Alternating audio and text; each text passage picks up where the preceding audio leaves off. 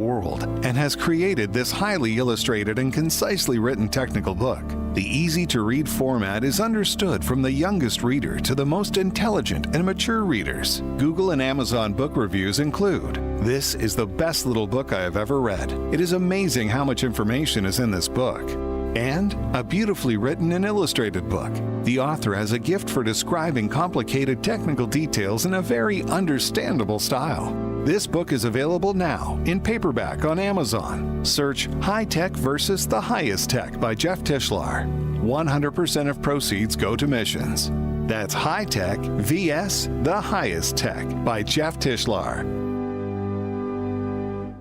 President Trump has made some pretty amazing claims since he's taken his seat as president. He's delivering on what he promised. On Inauguration Day, Trump's very first declaration was, "The golden age of America begins right now. From this day forward, our country will flourish." Consider this. Since the election, gold has shot up hundreds of dollars per ounce, shattering all-time record highs. Fox Valley Coins does not pretend to know the future, but they do know that if you're buying or selling gold or silver, they are the place to do it. These are some of the top reasons people choose a dealer. You want a national dealer with a local presence you can deal with face-to-face. You want a large selection, the best prices, and great service. You want to walk in with cash and walk out with the best product. You want to deal with legacy dealers with integrity. Whether buying or selling or just one valuation, Fox Valley Coins is your answer for choosing a dealer. Visit Fox Valley Coins, 1 light north of I-88 on Route 59 at the Naperville-Warrenville border. FoxValleyCoins.com. Family-owned integrity since 1981. MyPillow is excited to announce that they're extending the mega sale on overstock clearance and brand new products. For example, save $40 on the new spring MyPillow bed sheets, any size and any color. Save 30% on their brand new My Crosses. They're designed in the likeness of the one Mike has worn every day for over 20 years. They come in men's and women's, and they're made right here in the USA. Get the 6-piece bath or kitchen towel sets for only $29.98. The initial quantities are extremely low, so get them now before they go. And the best-selling standard MyPillow, just $14.98. To take advantage of the Mega Sale 2.0, go to MyPillow.com and use promo code LIBERTY or call 800-489-0201. But that's not all. You'll get free shipping on orders over $75. Once again, call 800-489-0201 and use promo code LIBERTY or visit MyPillow.com and use promo code LIBERTY. A great smile can make you feel happy and confident. So when you consciously conserve your teeth, that glowing smile will show through. At Best Dental Group, doctors Economos, Gabe Alice, and their staff are ready to help you create that perfect look or maintain the one you have now. Along with general dentistry, Best Dental Group is a multidiscipline practice with an orthodontist, periodontist, and prosthetic specialists on site. They use the newest breakthroughs in dental technology such as titanium implants, Invisalign clear braces, and laser treatments. Don't let fear get in the way. They can recommend sedation to make your experience as comfortable as possible. Best Dental Group is located in historic downtown Bartlett and is a multilingual office. Call 630-830-4930, 630-830-4930, or visit bestdental.org.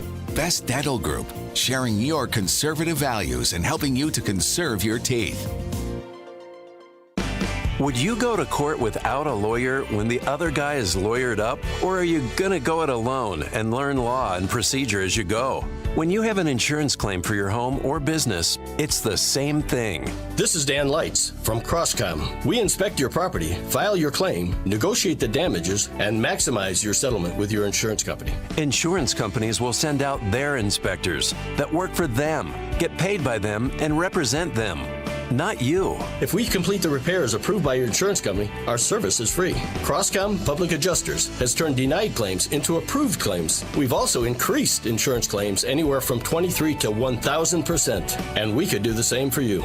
We are licensed by the Department of Insurance and work in Illinois, Northwest Indiana, and Southern Wisconsin. Crosscom Public Adjusters, 630-871-5500. Online at CrosscomInc.com. That's CrosscomInc.com. Crosscom, building trust for over 20 years. Portions of the following show may be pre-recorded. Now, from the Signature Bank Studios. This is Chicago's Morning Answer with Dan Proft and Amy Jacobson on AM 560. The Answer.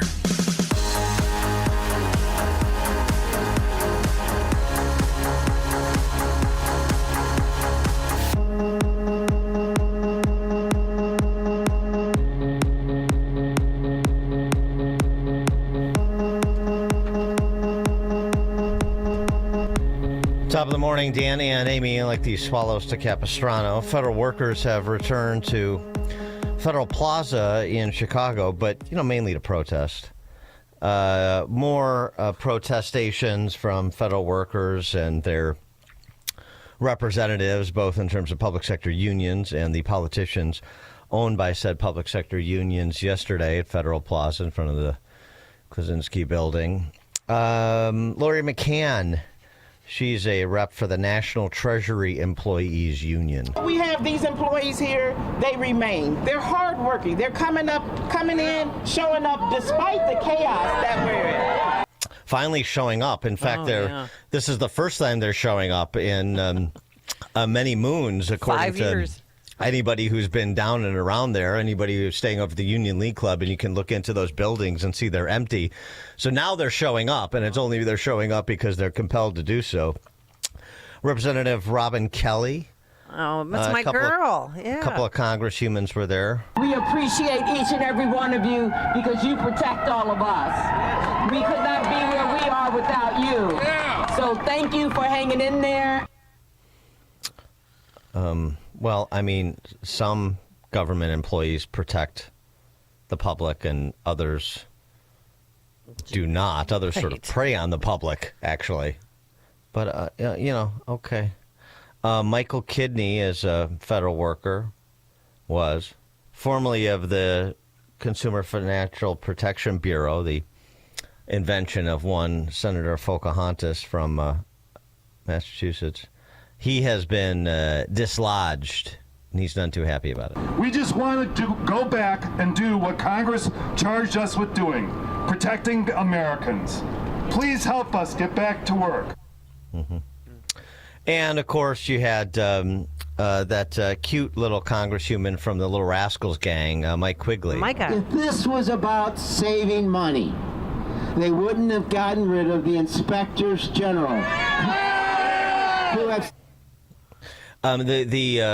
the rallying cry that you hear in the background, the cri de coeur, it's a bit muted. You say, well, why is that? There must have been a great showing. There were at least a dozen federal employees who showed up for this protest that was covered breathlessly by your Chicago press corps.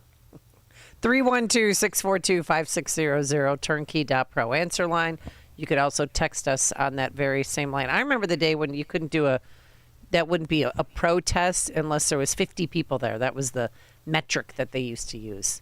That was 30 people maybe? I don't know. Well, you're doing what the Chicago Press Corps, basically state-run media, is doing the best it can to sustain this story. And, you got to get a local angle because they're so hyper-local in their coverage. The I-team. And so this is the way that they do it. Call up Quigley. Can you get one of your government union flags and maybe have them pull in a probationary worker or two that has been canned, and we'll do a little story about it. And then, if the media shows up, which they dutifully will, if they don't, then they're not going to have access to those politicians because they know who shows up and who doesn't. Oh, and exactly. And access to Robin Kelly and Mike Quigley is so important. Because they're so relevant. They are. Well, they are, yes. Interestingly, on the other side, there have been some promotions of federal workers. We didn't get to it yesterday, but I did want to. Okay. Gary Shapley and Joseph Ziegler, you remember them? Treasury Secretary Scott Bessent does. The culture of being able to come forward when you see wrongdoing is a central part of our democracy. I saw these two fellows before the president's address to Congress in Speaker Johnson's office, they came over to me and said, you know, sir, we're still being harassed. And I had been in touch with Senator Grassley about what was happening to them, but seeing them in person really brought it home for me. So I went and decided I would bring them into Treasury, give them a year to investigate the wrongdoing that's going on at the IRS, and then they will go back in. Mr. Shapley will serve as the senior deputy for investigations and enforcement.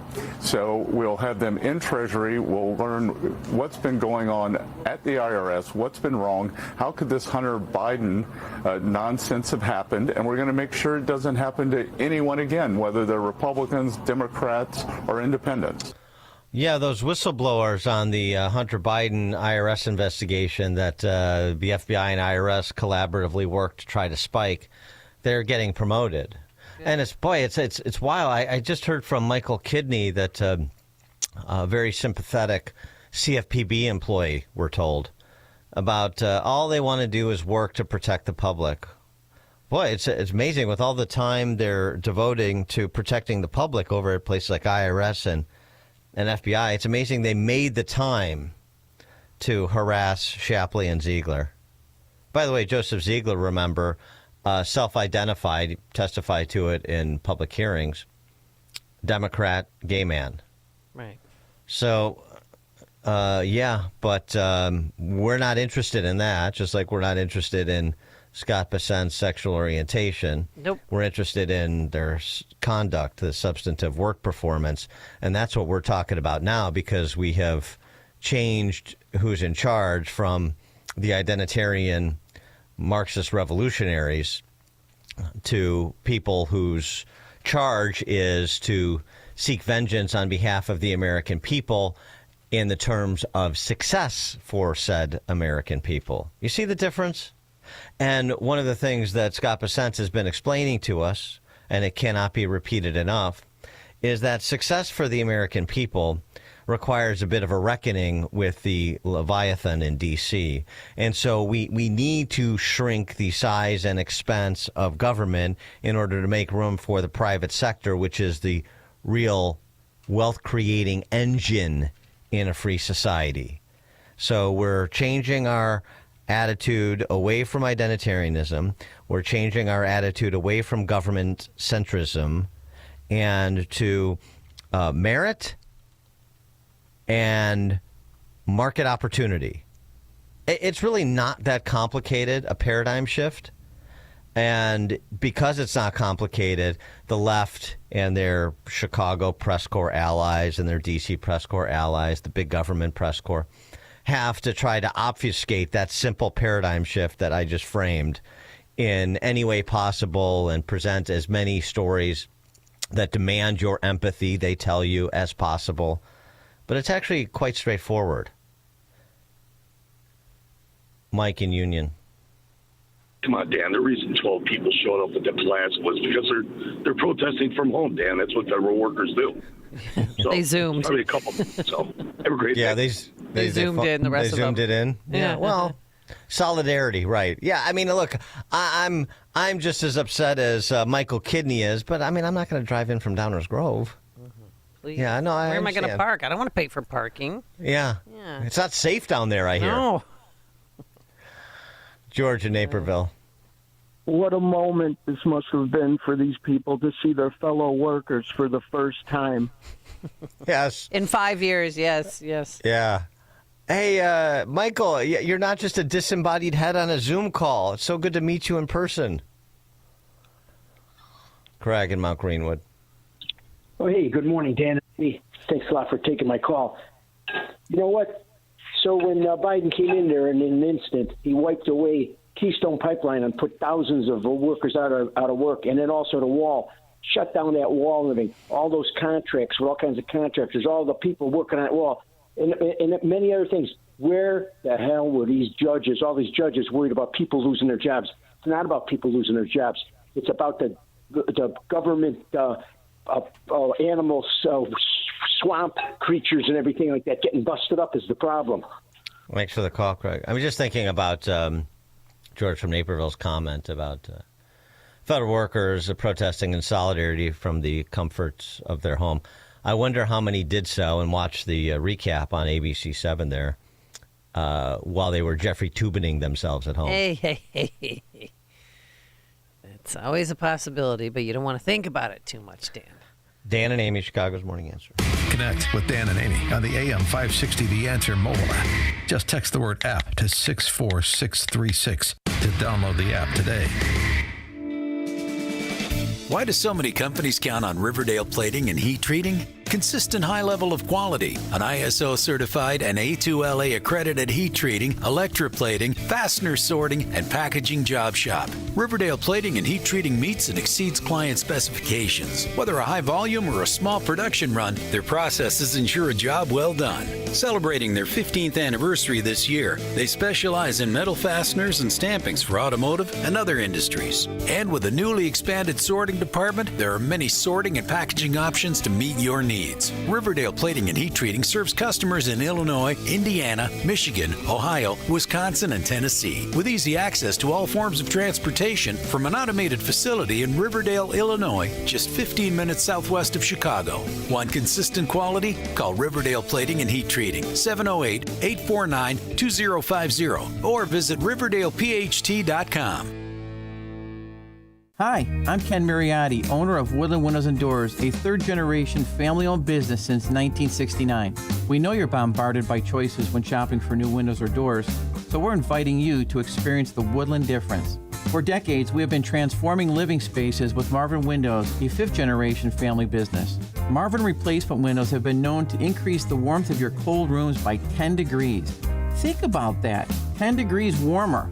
When you welcome Woodland into your home, you will get a product expert to transform your living spaces, full-time, dedicated professional installers that you can trust in your home, along with the best products like Marvin. These are the reasons we're proud of our 5-star reviews and family legacy. No gimmicks, no pressure, and upfront pricing are why Woodland Windows and Doors is your trusted window and door expert in Chicagoland. Visit woodlandwindows.com to book your free in-home expert consultation.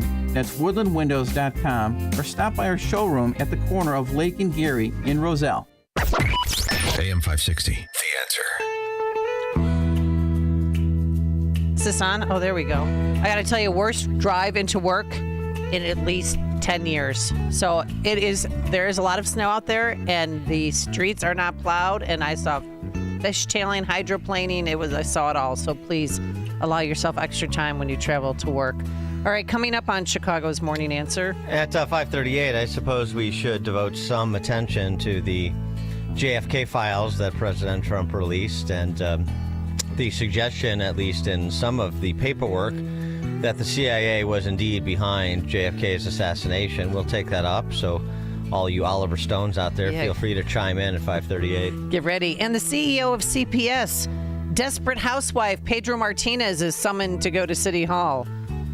We'll tell you what happened, but now let's head into that newsroom and say good morning to Nikki Whaley. Good morning. It's 34 degrees in Chicago in the AM 560 The Answer newsroom. I'm Nikki Whaley. Elon Musk is surprised with the level of hatred coming from the American left. Musk was addressing the firebombings happening at some of his Tesla dealerships across the country since he started working with the Trump administration. Musk says Tesla is a peaceful company and has never done anything wrong. The Federal Reserve is not changing interest rates. It comes as Fed Chair Jerome Powell says that they're not in a hurry to cut rates. Meantime, tensions remain between the U.S. and trade partners as President Trump moves forward with tariffs. No one is hurt after a car was shot up on the Dan Ryan Expressway on the south side. The incident happened late Tuesday night on the inbound lanes near 79th Street. Northbound lanes were shut down for an hour while Illinois State Police investigated the scene. Authorities say the vehicle was struck twice by gunfire. News is a service of Valdecast Windows. For the discerning homeowner looking for high-quality and professional-level window replacement service, contact Valdecast Windows. You're a award-winning Platinum Elite Pella certified contractor. Visit Valdecast.com. A check of the roads coming up in 2 minutes on AM 560 The Answer. This week on Capitol Hill is the best way to get informed on everything going on with Congress. Hosted by Tony Perkins and the Speaker of the House, Mike Johnson. There's no daylight between the Senate and the House. The media has been trying to divert divide the two chambers, trying to divide Republicans against one another. We're not having that. We're all on exactly the same team. We all want to check each of these boxes. Stay informed and become a regular listener. This week on Capitol Hill. Sundays at 1 on AM 560. The Answer. Attention. If you or your business is behind in filing your tax returns, or if you owe over $20,000 in back taxes to the IRS, please listen carefully. Going back and forth with the IRS can be stressful and confusing. The IRS doesn't joke around and will not stop their collection efforts. Don't let other companies charge you to pull transcripts. BC Tax will discreetly obtain your IRS transcripts free of charge. So, if you're tired of the IRS letters and would like to get a fresh start, BC Tax can help. Our team of tax professionals are making it easier than ever to settle tax problems for those who owe more than $20,000. We've helped thousands just like you. Call 800-214-3995 today to stop your tax problem from getting worse. Call 800-214-3995. That's 800-214-3995. Again, 800-214-3995. This is Carol Platt-Liebau for Townhall.com. Senate Minority Leader Chuck Schumer faces massive backlash after he helped ensure passage of the bill to continue funding the government. Most Democrats favored a government shutdown. To his credit, Schumer realized a shutdown posed risks. Democrats might have been blamed for it. And with a shutdown, Trump, Elon Musk, and Doge could have decided what constitutes an essential government service.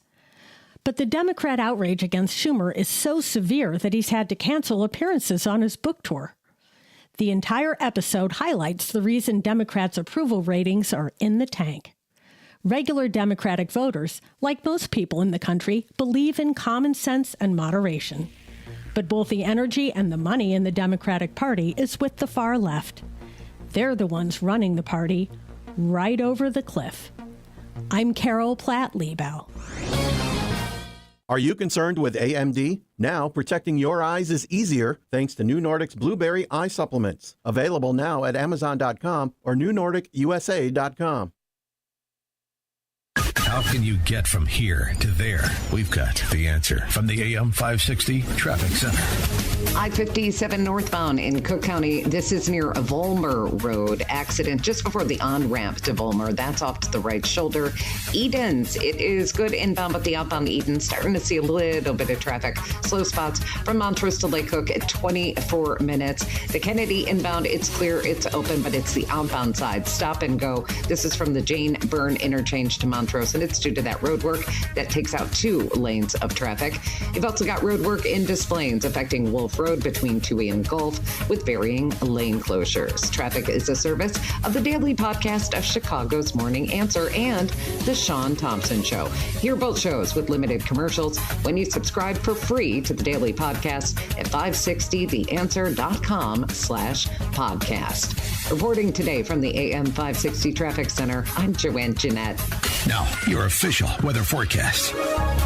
Winter weather advisory, wind advisory for early this morning. A bit of snow early, otherwise clouds and sun. Windy, chilly day. Slippery areas early this morning, high 44. Clear tonight, low 30. And then sun and clouds tomorrow, the high 58. I'm Steve Williams on AM 560, The Answer. Get the latest weather, traffic, and news updates online at 560theanswer.com. Now, from the Signature Bank Studios. If you're looking for the latest news, insight into what it means, and the sharpest opinion, there's only one station in Chicago where you can turn, and it's this one. We're AM 560, The Answer. Top of the morning, Dan and Amy made a big deal about releasing documents that had been squirreled away from the public that relate to JFK's assassination. So we got some of those, 80,000 pages worth of documents this week from President Trump. Promise made, promise kept. We're still waiting for those Epstein files. Well, 80,000. 80,000 pages. That's an easy beach read. I mean, considering the Bible has, what, 1,200 pages? 1,600 pages? Okay.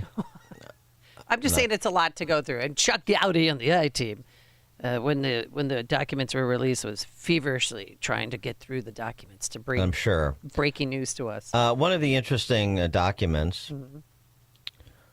if you have any particular inquisitive disposition towards the JFK assassination, given all the conspiracy theories and movies and conspiracy theories and more movies. This is quoting from a memorandum. The day after the assassination, Gary Underhill left Washington in a hurry.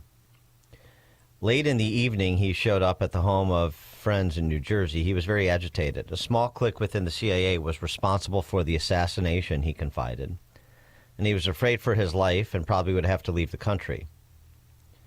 Less than 6 months later, Underhill was found shot to death in his Washington apartment. The coroner ruled it a suicide. So apparently, people getting suicided happened well before the Clintons ever came to town. Okay. Maybe. I don't know. We actually have audio of Gary Underhill getting out of Dodge. Just a minute, I'm not finished yet. Sorry, Mr. Underhill. Does that look like I'm finished? I guess not. Now I'm finished. Whatever you say, Mr. Underhill. I imagine you're expecting a nice gratuity, right? Maybe next time.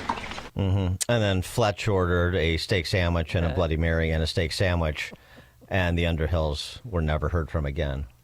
It goes on to say, this memo, J. Garrett Underhill had been an intelligence agent during World War II and was a recognized authority on limited warfare and small arms.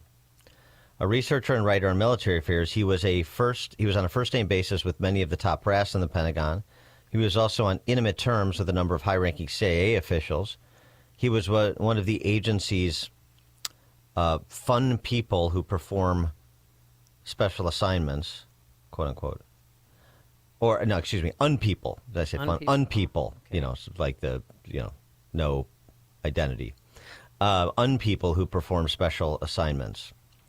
At one time, he had been a friend of Samuel Cummings of Inter-Armco, the arms broker that numbers among its customers the CIA and, ironically, Klein Sporting Goods of Chicago, from whence the mail-order Carcano allegedly was purchased by Oswald. Carcano is like a bolt-action rifle. Oh, that's interesting. That's an interesting connect. He's a friend of Cummings, who's an arms broker that supplies Klein's goods where Oswald purchased his. I mean, it could be coincidental, but it's anyway. The friends whom Underhill visited say that he was sober but badly shook. They say he attributed the Kennedy murder to a CIA clique which was carrying on a lucrative racket in gun running, narcotics, and other contraband, and manipulating political intrigue to serve its own ends. Kennedy supposedly got wind that something was going on and was killed before he could blow the whistle on it. Although the friends had always known Underhill to be perfectly rational, objective, they at first didn't take his account seriously. I think the main reason was, explained the husband of these friends of Underhill's. We couldn't believe that this would happen at the hands of our own government. Well, I don't know. I'm not much of a conspiracy theorist on this. But I got to say, boy, thinking about the CIA and what we've seen from the CIA and other deep state agencies some 6 decades later, what I would have been skeptical of a decade or two ago, I'm certainly less skeptical of today. How about you? 312-642-5600, turnkey.pro answer line. You could also text us on our very same line. And the concept, both the action taken as well as the underlying basis, what they were trying to protect, the idea that the CIA could be involved in illegal activities for either personal profit or sort of ends justify the means, political rigging, ostensibly, I'm sure they would say if this was going on, in the interest of America's national security, but that's that would be a dubious claim at best, wouldn't it? And the other question really is, I mean, if this can be further substantiated, I don't know who's alive and who isn't. Maybe there are other individuals who can testify to the contents of this memo and say, yeah, that I talked to Gary Underhill too, or hearsay that drives other avenues of inquiry. But I mean, what if it could be proven that the CIA was in fact behind John F. Kennedy's assassination? Would it register in the American public now? I don't know. I mean, does it matter that an agency that, by the way, some have been calling for its elimination, or certainly review and reining in of mission, does it matter that we could potentially prove that if we could, would it matter that that they were behind the Kennedy assassination? I mean, it has to matter. It has to matter. Right, but would there be any repercussions now? No, probably. But right. Trust would be eroded a little bit more for the CIA. Well, right, because it's all better now. Yeah. We had that church committee in the 70s, and we've got CIA direct. We've got a CIA director now in Radcliffe that's a Trump guy. So it's all better now. Something like that couldn't happen again if it happened the first time. It's wild. It's wild to be talking about this 6 decades later after the Warren Commission and all this, and again the movies and unfortunately so many of the conspiracy theories and obsessing about this over the years, sans this information, I think sort of inured people to it, which is why I'm asking the question. You may very well be right that it would be that was terrible, and people would be like, oh, that was terrible, but that's not 2025 America, and that's not the modern incarnation of the CIA, and that's not anything we have to worry about today. We have real threats to our democracy like the Doge boys. I don't know. But what would the CIA's motive be? It's in the memo. Right. That they were running guns and drugs, and for unknown reasons. It's got to be one or both of the reasons I suggested. And Kennedy became aware of it. And so they had to take out Kennedy before he stopped it. I mean, the only thing I would say about that, if JFK knew about it, then ostensibly other people did too. Right. I mean, why would they just take him out and not other people? You can't really kill your way out of it unless they thought that, well, if we take out the principal, that will send a chilling message throughout the administration and for anybody else who knows or thinks they know, and we'll just maybe we'll cease and desist. Maybe we'll carry on doing the things that we were doing. I mean, the church committee in the 70s was born out of J. Edgar Hoover's CIA and this sort of rogue agency that wasn't being constrained by congressional oversight or much of anything else.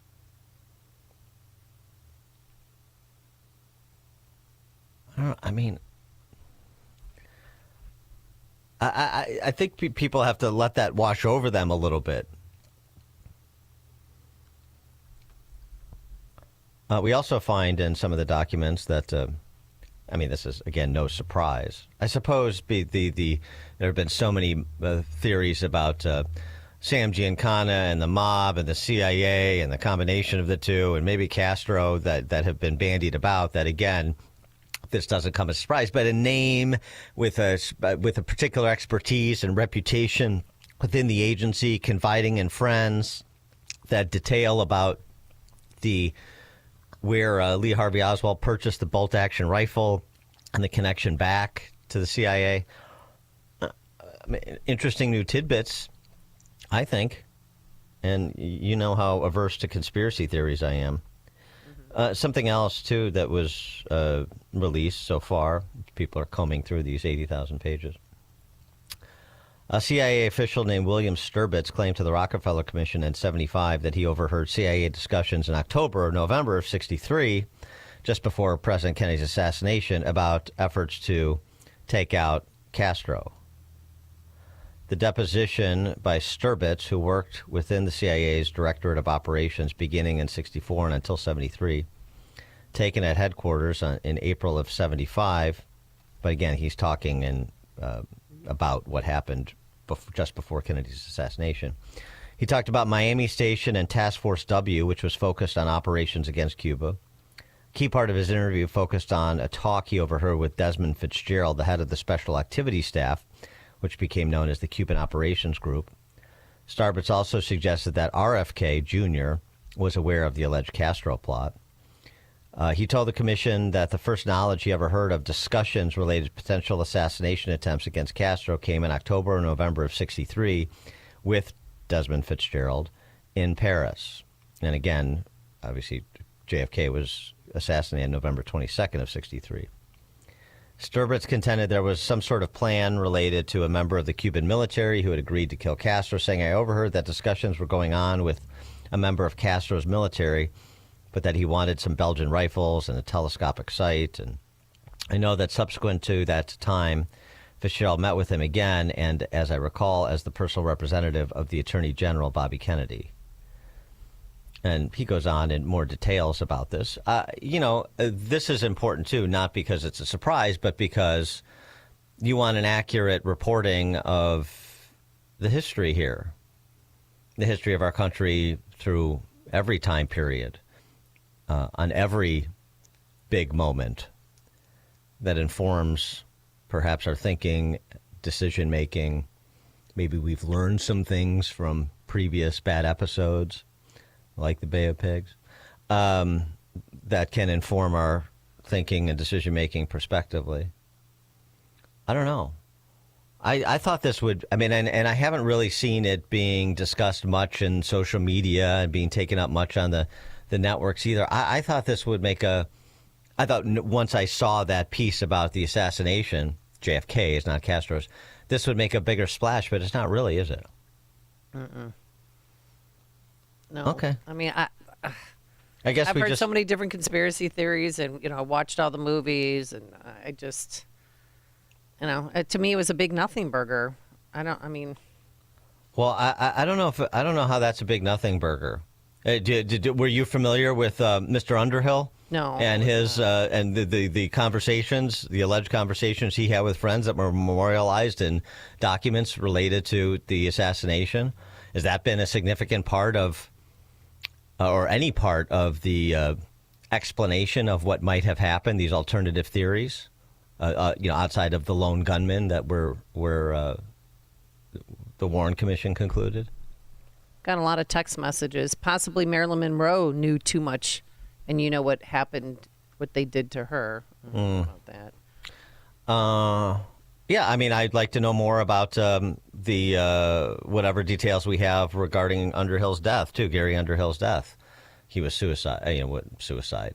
That the timing of it obviously is curious. Okay, right. Well, what were the circumstances surrounding it? Did he leave a note? He was talking about leaving the country. He wasn't talking about killing himself, at least in this memo that memorializes a conversation he had with close friends.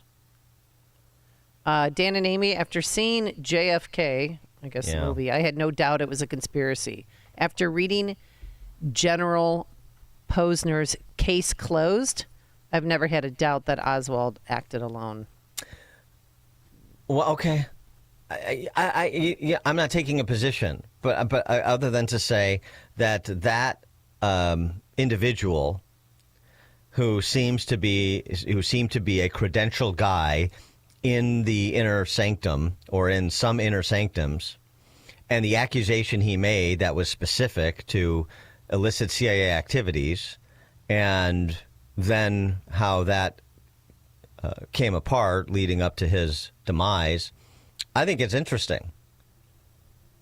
I don't think you just take that and say, therefore he's correct, and the CIA assassinated him, and now we need to figure out what to do about CIA. I'm not saying that, but I'm saying that, I mean, why we go back and try to solve cold cases. Law enforcement does that all the time with respect to people who are murdered. Some cases are solved 20 and 30 years after the commission of a crime. Well, what about here? And it also speaks, frankly, to the transparency issue and why documents like these should have been released decades ago, before the public arena was polluted with all of these conspiracy theories, and people conflated some that may have been raising legitimate questions with others that were half-baked and fantastical. And then now you start to get real bits and pieces of information that should provide impetus for inquiry, and people are like, yeah, I saw the movie. Yeah, CIA did it. Okay, moving on. I mean, CIA assassinated the President of the United States. That's kind of a big deal. Fifth column actions in a free society, big deal. Kevin in Austin, Texas. I think this is going to validate a lot of people who were conspiracy theorists, right? Turned out that they're right. People who watch, Joe Rogan show and stuff like that. And I think it's going to be a shift as far as do you trust government or not. So political hacks will shrug their shoulders. Not political hacks, political nerds. People who follow politics will shrug their shoulders. But people who are kind of just watching the periphery were like, wow. It probably, if it will be picked up by the regular, mainstream media, that type of thing. But I think it will have an effect. I think people will think it'll reinforce people's beliefs that, hey, this crap was going on. Yeah. So. Thanks for the call, Kevin. Corey Woodlawn. Hey, thanks for taking the call, Dan and Amy. The thing that did it for me is when his wife was on the trunk of the car. That meant to me her natural instinct was telling the world that the murderer of her husband was inside of the vehicle, because no one would naturally get outside the car. They would have automatically ducked. So that's what did it for me. All of the rest of this stuff is just side dishes to what we already know. Thank you, sir. Thanks for the call, Corey. Well, I mean, look, I know that, as Frank from Arlington Heights reminds us, we do know that Mr. Cocktoson was the man who charged the steak sandwich, the Bloody Mary, and the steak sandwich to the Underhill's account. Also, he got some caviar, and he tipped the waiter $30. We do know that. Okay. But with respect to the rest of the Underhill story, we don't have any. There's more confirmation that's required, I would say. I'm interested in it. Okay. Well, nobody else is, apparently. All right. Okay, fine. But I learned something from this segment, so I thank you. The CIA may have killed the President of the United States. Okay. Anyway. But what about the Underhills? Anyway, March Madness tips off today. Yeah. Oh, I got to fill out my bracket before 11 a.m., right? That's the cutoff? Dan and Amy, Chicago's Morning Answer. Hear about the big stories of the day, then talk about them right here on Chicago's Morning Answer on AM 560. The Answer. Sign up for the AM 560 Answer Advantage to get early alerts on event ticket sales, special discounts, and contest opportunities. Sign up today at 560theanswer.com/advantage. Hey, heard you're getting ready to move. We just listed our house on the market. Just make sure you have the right attorney. Doesn't the real estate agent take care of all that? They stay involved, but you want to make sure you have a great lawyer that's negotiating the terms, helping resolve inspection items, clearing up title issues, preparing the deed and other documents, and attending the closing. The attorneys at Nauman & Associates in Elk Grove Village have decades of experience handling real estate transactions every day all over Chicagoland. NALawGroup.com. Enjoy uninterrupted programming from Dan Proft and Amy Jacobson around the clock, all day, every day, including daily replays of Chicago's Morning Answer on Dan and Amy 24/7. Listen now at danandamy247.com. Spring, a time to get outside, be active, play with the grandkids, enjoy life. But if high blood pressure is holding you back, the sooner you get control of it, the sooner you'll stop being a walking time bomb. High blood pressure is a serious issue. Your blood vessels are constricted, your mortality risk is high. So what can you do besides take medications with side effects?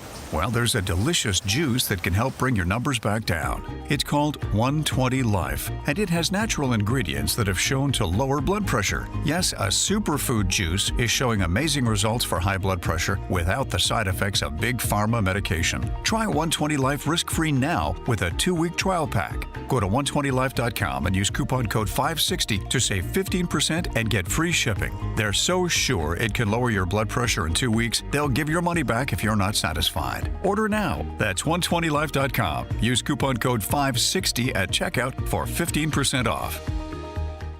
Papa Nicholas Coffee, a Chicagoland tradition for over 5 generations, combines heritage and innovation in every cup. Our coffee is locally roasted, hot air roasted, and cold blended in small batches to ensure premium quality. Whether you prefer a 12-ounce bag or a 28-ounce bag, or even the convenience of K-Cups, you'll find Papa Nicholas Coffee at your local retailer. Taste the difference that 5 generations of expertise brings. Choose Papa Nicholas Coffee, because great coffee is our family tradition. Visit online at papanicholas.com. That's papanicholas.com. At AlmostFreeTeeth.com, they're dedicated to making smiles great again. If you have medical PPO insurance, find out how you could save 90% off on average to get a beautiful dental implant-supported smile. Check if you qualify right now at AlmostFreeTeeth.com. AM 560, The Answer. Yeah, I talked about the church committee. The church committee investigated, and I mentioned J. Edgar Hoover. Yeah, I know it's also John McCone, CIA, but the church committee investigated CIA, FBI, NSA, IRS. Maybe we need another such committee to provide a predicate for the sort of structural reform that may still be required, even though we're 62 years removed from JFK's assassination. It's 6 a.m. WIND Chicago. Class dismissed. I'm Chris Foster, Fox News. President Trump's expected to sign an executive order today directing Education Secretary Linda McMahon to break up her department. White House Deputy Press Secretary Harrison Field says, quote, President Trump's executive order to expand educational opportunities will empower parents, states, and communities to take control and improve outcomes for all students. This is something the president campaigned on, of course, saying the department was full of, quote, radical zealots and Marxists. Under Article 2 of the Constitution, Congress will need to sign off on abolishing the Department of Education, which was established in 1979. Fox's Lucas Tomlinson. At least 70 Palestinians are reported killed in Israeli airstrikes across Gaza today, where Israeli troops are back on the ground. Ground forces have moved back into the Netzarim corridor, the roadway that splits the Gaza Strip down the middle. The IDF says that strikes this week have killed a Hamas leader in charge of security affairs. The military also claims that there's a high probability these strikes killed the Hamas head of internal security forces, the Minister of Justice, and the Minister of Internal Affairs. Fox's Alex Hogan. An Indian citizen teaching at Georgetown University in D.C. is detained for deportation, accused of spreading Hamas propaganda and promoting anti-Semitism on social media. The Greenpeace environmental activist group is ordered to pay $660 million to the owner of the Dakota Access Pipeline over protests in 2017. Demonstrators clashed with police over a oil pipeline under the Missouri River. Greenpeace, according to the pipeline's lawsuit, orchestrated a campaign to stop construction, providing intelligence, training, tents, tools, and lockboxes that protesters used to chain themselves to equipment, leading to some 700 arrests. Now, the company, Energy Transfer, claims Greenpeace also defamed it, causing banks to divest, costing it some $300 million in damages. Fox's William Luginess. America's listening to Fox News.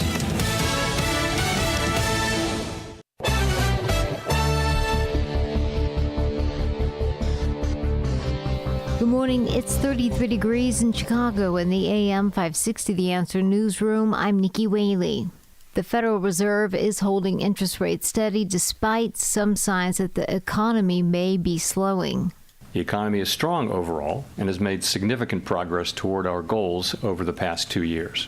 Labor market conditions are solid, and inflation has moved closer to our 2% longer-run goal. Recent indications, however, point to a moderation in consumer spending following the rapid growth seen over the second half of 2024. Surveys of households and businesses point to heightened uncertainty about the economic outlook. That's Chair Jerome Powell, and he said the Fed is focusing on achieving maximum employment and stable prices. The decision is in line with market expectations and the second time the Fed has paused rate cuts since January.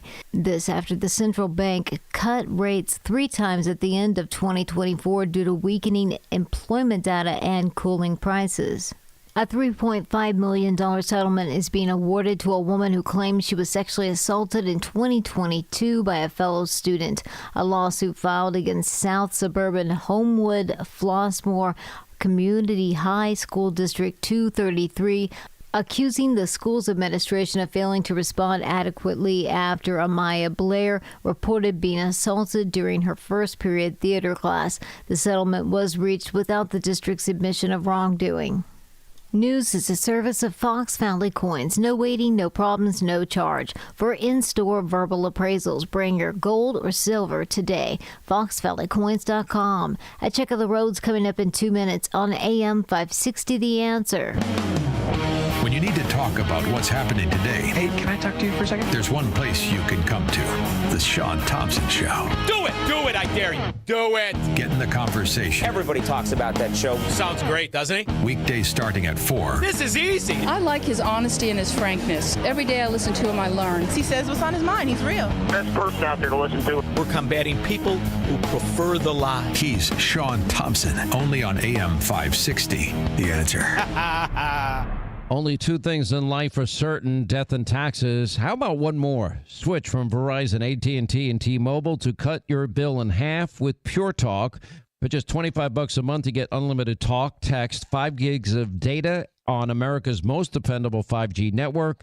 Making the switch, it's simple, fast, and easy. You dial pound 250, you say the keyword Pure Talk, and make the switch. You do it now, you save an additional 50% off your first month. Pure Talk, wireless, by Americans, for Americans. Are you having trouble hearing? Hearing loss can devastate the quality of your life. Now, there's an affordable fix for you or your loved one. Rated the best hearing aids of 2025 by Forbes Health, Audion Hearing has the highest quality hearing aids at the lowest prices, just $189. I actually like them better than my old $5,000 hearing aids. I could not believe how my hearing and life changed. Join over 1 million happy customers by going to audionhearing.com. That's AUDIEN hearing.com. If you have unfiled taxes or are in debt to the IRS, this is important news. Did you know the IRS has programs specifically designed to help people struggling with tax debt? Powerful tax assistance programs that can save you thousands if you qualify. No one knows these programs better than the experts at Optima Tax Relief, America's most trusted tax resolution firm, A-rated by the Better Business Bureau. Their award-winning team of tax attorneys and licensed professionals have resolved over $1 billion of tax debt for their clients. One call to Optima can start the process, helping to end your worries about wage garnishment, asset seizure, and other IRS actions. Make sure you're getting the best options to solve your tax problems. Call the experts at Optima today for a free confidential consultation. Call 800-965-1433. 800-965-1433. 800-965-1433. Optima Tax Relief. Some restrictions apply. For complete details, please visit OptimaTaxRelief.com. How can you get from here to there? We've got the answer from the AM 560 Traffic Center. Slick roads this morning. Use caution. Weather advisory is in effect for central and southern Cook, DuPage County, LaSalle, Grundy counties until 7. I-80 westbound at Chicago Street. We have a crash there. That is in the right lane. Accident on the Veterans 355 southbound. This is approaching Roosevelt Road. West Chicago down power lines. They are down at Prince Crossing, both directions between North Avenue and Hawthorne. Traffic is a service of Dan and Amy 24/7. You can now enjoy uninterrupted programming from Dan Proft and Amy Jacobson around the clock all day, every day, including daily replays of Chicago's Morning Answer. Listen now at danandamy247.com. Reporting from the Team Hochberg Traffic Center, I'm Joanne Jeanette.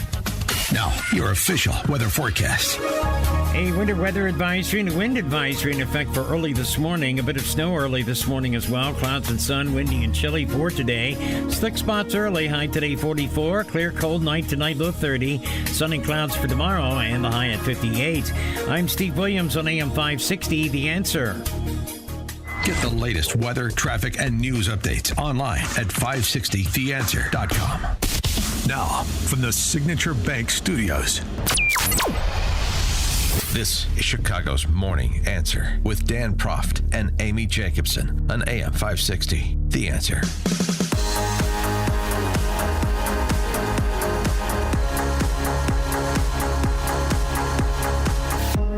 Top of the morning, Dan and Amy. Even state-funded media is taking notice of the violence directed at Elon Musk's company and customers of that company. I'm talking, of course, about Tesla drivers. The headline from WBEZ: amid backlash against Elon Musk and Doge, Tesla owners say they're caught in the middle. Is that what this is? A backlash? Oh, really? Is that what firebombing a Tesla lot in Las Vegas, or vandalizing one in Montreal, vandalizing people's cars? Is that what that? Do we call that a backlash? Or is that political violence? 312. I know. The protestations are mostly peaceful. Oh, right. Yeah. I don't even know if I should bring this up. So if you're eating, maybe stop eating right now. I don't know if you saw the video. A man dug into his own butt with his bare hands before smearing fecal matter on the door of a Cybertruck. Mm-hmm. St. Petersburg, Florida, a guy did that with his dog's droppings. These are animals. These are not human beings. And then there is a black man in California who loves his Tesla. He was dropping his, going to the doctor's office, and they put paint over it. They wrote clown. They used the F word, different color paint. So now I'm in the back of the dentist's office, doctor's office, so they can show me the cameras. Yeah, my car just straight. Like, bro, I swear to God, you can ask Tiny. You can ask everybody. Every time I'm around my car, they be like, bro, I love your car. I just hate the dude that make it. I don't give a, bro, I don't. What the do I have to do with Eli? I like the car because it's a nice little car. It's unaverage. This is crazy. And it's undrivable. Did Tiny substantiate that? Well, he's got friends. He said we should ask Tiny, so I want to hear from Tiny. Trans leftists in Buffalo Grove arrested last week for attacking a newly constructed Tesla service center near Chicago. Aaron White, who identifies as Dude, has been charged with felony criminal damage to property and criminal trespass. Gosh, magical people, I thought, the LGBTQIA, that they're the victims. They wouldn't be in the business of victimizing other people. No, that can't be so. Huh. And then you got Tampon Tim.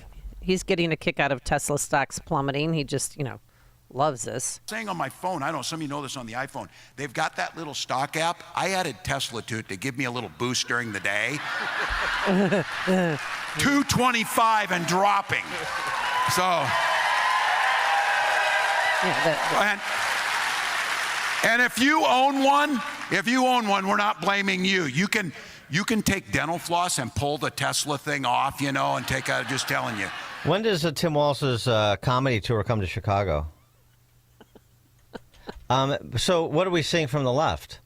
What we always see. Is this any different than it was 4 years ago or 8 years ago?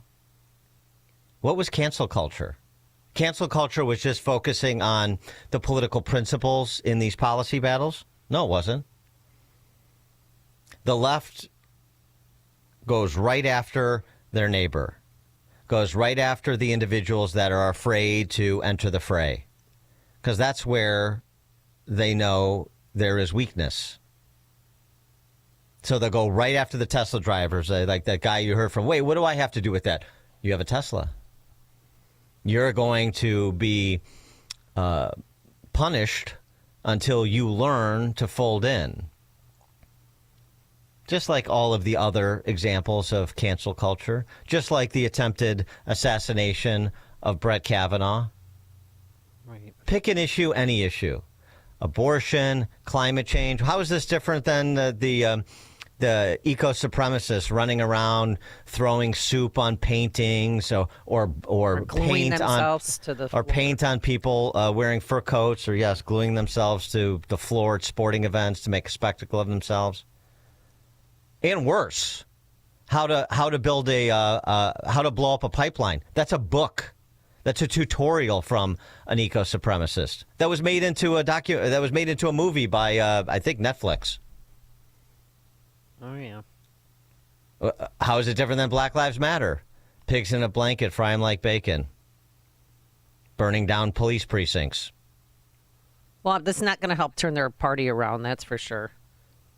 Yeah, the point is to continue to make them wear the jacket for who they actually are. All their protestations of being peacemakers notwithstanding, the justification of violence as a legitimate means to resistance, to political resistance. They do it over and over and over again. I think some people are just taking notice now because it's, I don't know, somebody they used to like or a product of his that they own. This is nothing new. So strange how celebrated he was. He was such an environmental hero. You know, he's going to get rid of the gas guzzling, pollution creating cars. And now he's just being vilified, and people who buy the EVs are being targeted. And you know what's not helping? D-bags like Jimmy Kimmel, who's giving a wink, wink, a nod to the vandalism. Vandalizing Tesla vehicles, new Tesla vehicles. Please don't vandalize. Don't ever vandalize Tesla vehicles. He's being sarcastic. Yeah, don't do that. Wink, wink. Keep it up. Keep continuing it. Dan in Salem, Wisconsin. Dan and Amy, all we've been hearing from Joe Biden, Don Lemon, and all these left-wing news reporters, whatever, if that's what we want to call them, they've been saying for 4 years the biggest threat to America is white supremacy and MAGA supporters. I haven't seen any white guys just because they're saying they're white going and burning up places, and MAGA supporters beating up people and doing this and that and protesting. And then these people, these young students, I never thought I'd see this in my life, that they would be supporting a terrorist group looking like Hamas leaders. It's preposterous. Why they support Antifa on campus? I just don't know what happened to our country. When do we stop being surprised? When do we start connecting dots? How many different episodes of this show do we have to experience before we start to pick up what the plot is? And now they're doing this to Elon Musk, and he was so popular, and now he's not. I don't understand it. Really? What's not to understand? I understand why they're doing it. I just keep going. I mean, keep showing your true colors. Tim Walz keep going out on that tour. And now our governor, he begins a Stand Up for Illinois tour today, Dan, and he's going to go around the state highlighting how the Trump administration's extreme agenda is hurting Illinoisans. So there's a website called DogeQuest that has been set up. Do you have any? Are you on the DogeQuest website? Do you know? I'm talking to Tesla owners. Have you experienced vandalism? Are you going to turn in your Tesla in fear of having it vandalized or having your home vandalized if it's parked at your home? I'd love to hear from Tesla owners. 312-642-5600, turnkey.pro answer line. Not that I encourage such things, but yeah. That Doge list is so... why isn't the FBI DogeQuest? Why don't they shut that down? DogeQuest publish names, addresses, phone numbers of Tesla owners across the United States, complete with an interactive map and a Molotov cocktail cursor. Yeah. That's not inciting violence or anything, though, Dan. The site claims it will only remove personal data if owners prove they've sold their Teslas. Oh, and again, so they have a list of demands. Okay, that's nice. That's what is being described by the press as part of the backlash. It's just a backlash to Elon Musk. Oh, it's just people disagreeing with Elon Musk. No, it's people engaged in violence and threats of violence, overt threats of violence. But I'm going to avert my eyes until my Tesla gets vandalized. So somebody digs their fingers in their butts and then smears something on my car. So these people are animals. It's disgusting. Eric in Rolling Meadows. Hey, good morning, guys. I think the left has become the complete party of brown shirts and the little SS. They want to harass everyone until they get their way, and I'm glad this is coming out because it'll show everyone their true colors even more than ever. Thanks, guys. Thanks, Eric. Tom and Oswego. Good morning, Danny and Amy. I had dinner with my older son last night, who's a professional and a very smart, level-headed guy. And he says, Dad, I sense something coming. And he couldn't elaborate, and I understood what he meant with all the violence and these protests that aren't necessarily protests. But if they can go after a guy like Musk, to me, an American hero who's done so much good for this country, just think what they can do if they don't like you as a neighbor or a politician, what they're going to start doing. These are the conversations. These are the conversations. The kind of question you just asked rhetorically, we were asking during the course of the height of cancel culture under Biden, and we're still asking them. Isn't that interesting? People might want to take notice of that, because I'll tell you something. We said on this show that unfortunately there will be a violent response to Trump's re-election. Yep. And it didn't happen on election night because it was so decisive and so demoralizing to the left. But now that we're in the policy implementation phase, now we get the violence because it is attendant to who the left is, to who this new Marxist party is. It doesn't mean every Democrat supports it. Every person who calls themselves a Democrat doesn't mean that. But it does mean that the party and these revolutionaries that are in charge of that party do, because they do. And Elon Musk. I agree. Thanks, Tom. I love this comment from Elon yesterday. And they basically want to kill me because I'm stopping their fraud. And they want to hurt Tesla because we're stopping this terrible waste and corruption in the government. And, well, I guess they're bad people. Bad people will do bad things. If we weren't succeeding in getting rid of corruption and waste, they wouldn't care. But we are succeeding. Really, we're just implementing the will of the people. Yeah, bad people do bad things, right? But it's not the top line. Yes, it's the fraudulent compensatory schemes they come up with. What he's really jeopardizing is their power.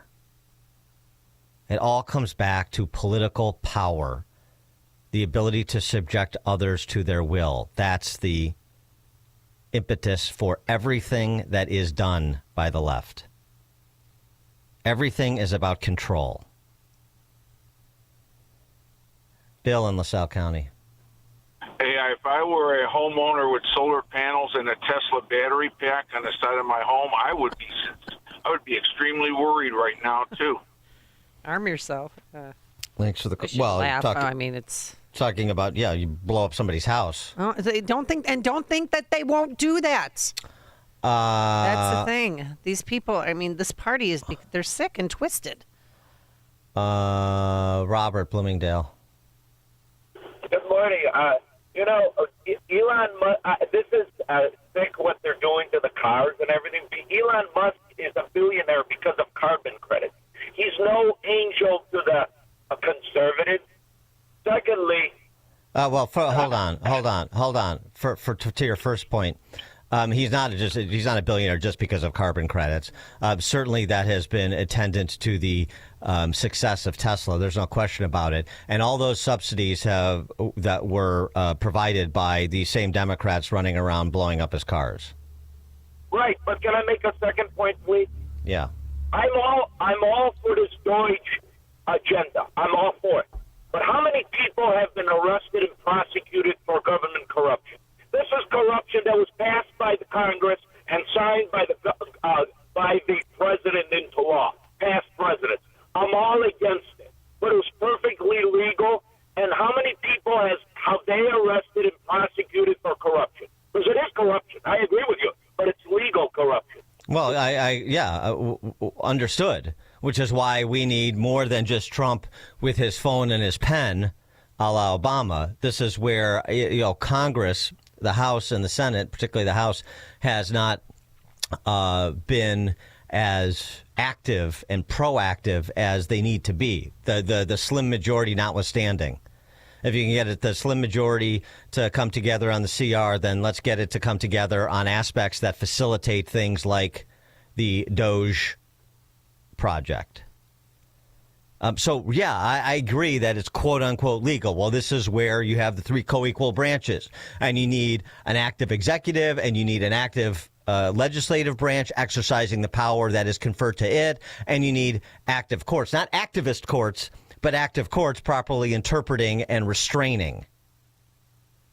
And so, since we haven't had that, and all these lines, as we talked to Richard Epstein, the UFC law professor, yesterday, about since these lines have been blurred by both parties for so long, the idea they're going to get neatly redrawn so there's clarity for all, and then those neatly redrawn lines, more consistent with the original intent of the founding documents, the Constitution specifically, are going to be widely respected, particularly by the left. Well, of course that's not going to happen. This is a street fight every step of the way. People are surprised by that? Chris in Oak Brook.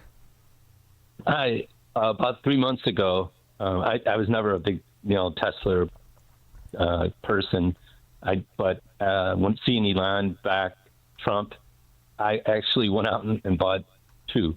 One for myself and then one for my son-in-law that works with my company.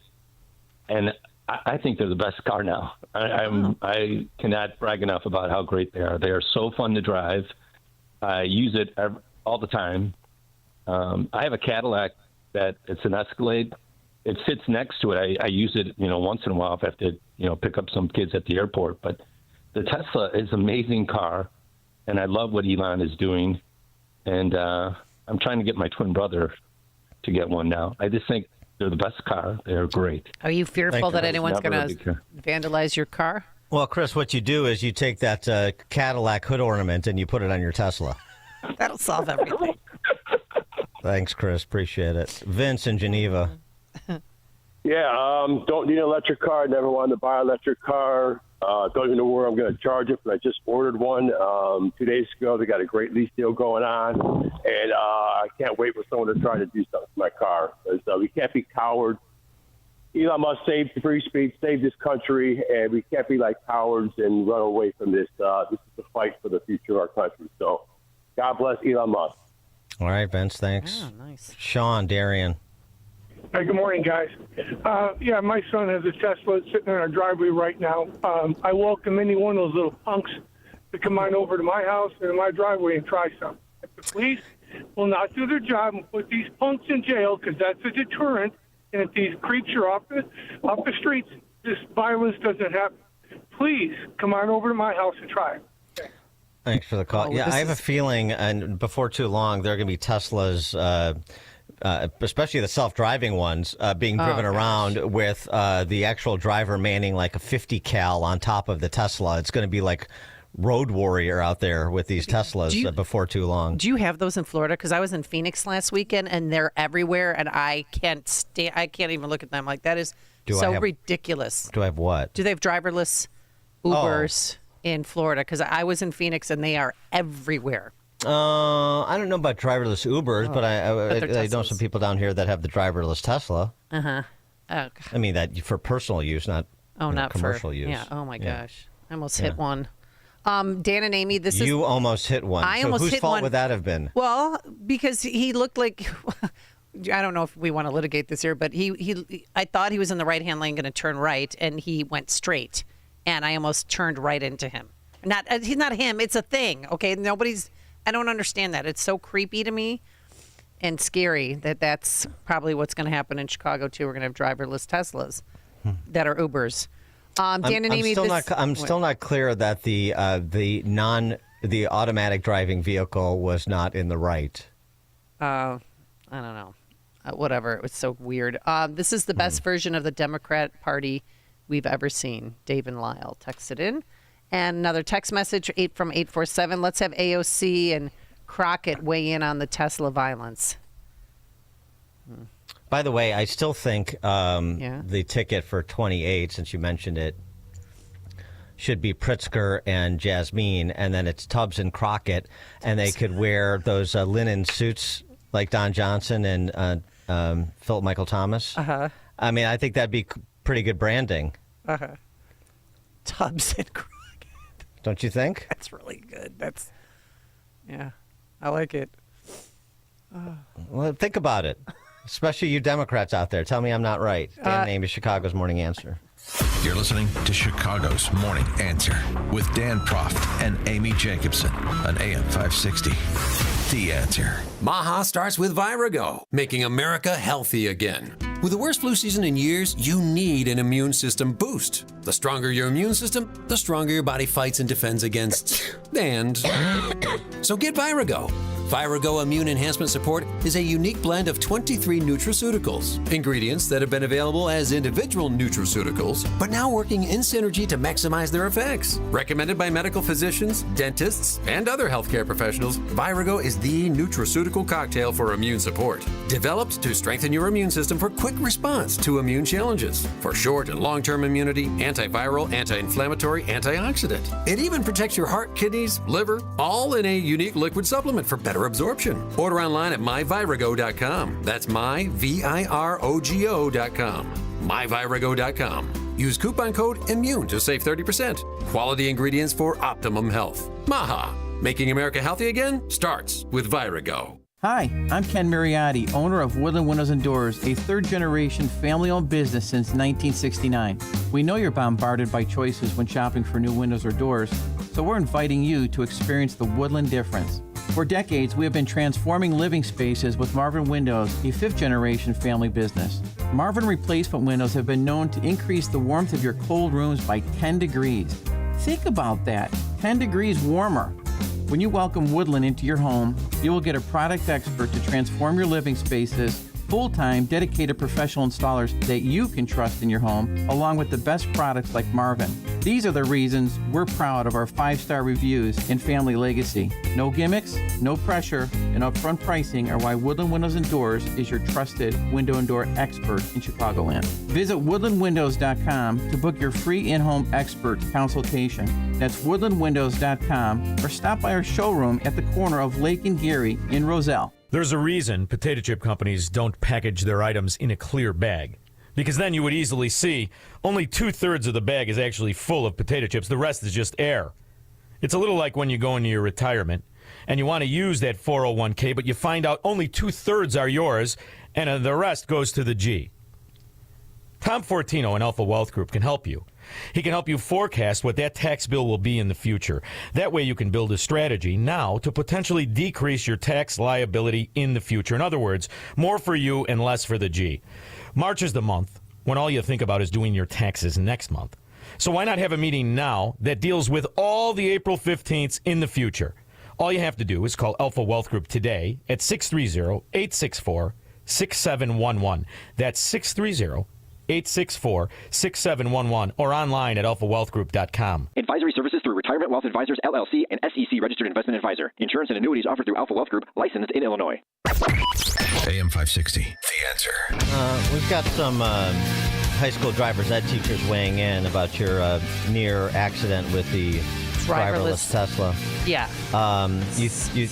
You said you thought that the Tesla was going to turn right. Yes. But it just went straight. Because he was in the right-hand lane. I was in a gas station, and I was going to turn onto the road, making a right, and he had the blinker on as if he was going to be turning in, so that would allow me to go. Does that make sense? So he did have the robot had the signal on. Yes, but he went straight. I'm telling you, but they're all over Scottsdale. They're everywhere, and they freak me out. I don't want this world like this anymore.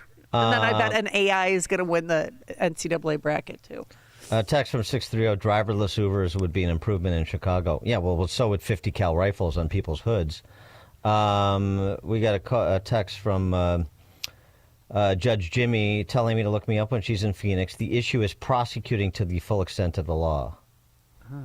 Okay. So he knows what I'm talking about. Apparently. They're big, white, bright, and then they've got this thing on top like a satellite dish. And yeah. I Okay, what's a brave new world out there?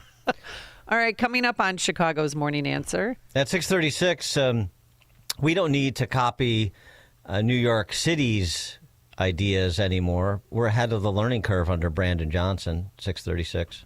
But now let's head into that newsroom on this snowy day, and please be careful out there. It is bad, trust me. Let's get the latest news from Nikki Whaley. Good morning. It's 33 degrees in Chicago in the AM 560 The Answer newsroom. I'm Nikki Whaley. Trump is expected to sign an order today aimed at eliminating the Department of Education.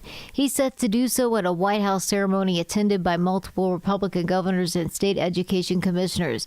He will then direct Education Secretary Linda McMahon to take all necessary steps to begin the closure of the DOE and return authority to individual states. An end to the Russia-Ukraine war may be in sight. That's what President Trump alluded to after he spoke to Ukrainian President Zelensky for about an hour on Wednesday. Putin and Trump agreed on a limited ceasefire during a phone call the day prior. It includes halting attacks on Ukraine's energy infrastructure. A sentencing date is set for Michael Madigan. A federal judge set sentencing for the former Illinois House Speaker for June 13th. The order comes after Madigan was found guilty last month on conspiracy and bribery charges. The verdict was handed down after a 4-month trial. News is a service of AlmostFreeTeeth.com. What if you could save on average 90% for dental implants and get 100% of your smile back? With the Blue Cross Blue Shield PPO or FVP, it's possible. Check if you qualify at AlmostFreeTeeth.com. A check of the roads coming up in 2 minutes on AM 560 The Answer. And splashdown. Crew 9 back on Earth. The news cycle The Dragon spacecraft splashdown in the Gulf of America is speeding up. I think you and 9 other Democrats caved. I'm the best leader for the Senate. We're moving forward. And it's more important than ever to keep up. I think we found now 14 magic money computers, which can just make money out of thin air. The gunshot that was fired into one of the Tesla vehicles. Trump spent 2 hours on the phone with Vlad. On the air, on your phone, or online. The president will then determine what the next steps are. Keep it right here on AM 560, The Answer. We always use M13. They can print anything. They design and price match. M13 does amazing work. M13 Graphics has helped make our brand stand out. They're definitely the best for less. Before M13, amateur. With M13, we look awesome.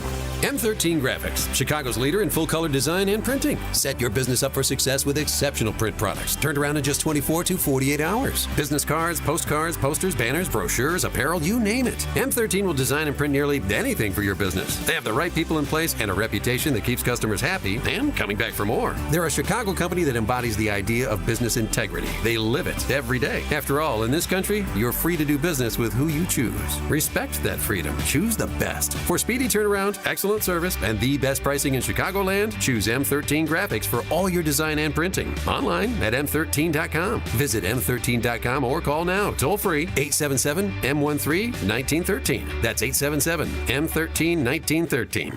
This is an urgent announcement for anyone that's $10,000 or more in debt. This new year, get out of debt now. There are special programs that can completely free you of your debt. Total Financial Freedom can help you become debt-free in months instead of years. In 2025, resolve to get rid of your credit card debt, signature loans, department store cards, internet loans, and timeshares. For almost 20 years, Total Financial Freedom has helped thousands get out of debt. To celebrate 2025, you can start for as little as $99 regardless of how much debt you owe. Total Financial Freedom is A+ rated by the Better Business Bureau and a Christian-owned company. End the endless cycle of payments now. Take a stand. You have the right to get your debt resolved and substantially cut your monthly payments. Call Christian-owned Total Financial Freedom now for a free consultation at 800-533-6605. That's 800-533-6605. 800-533-6605.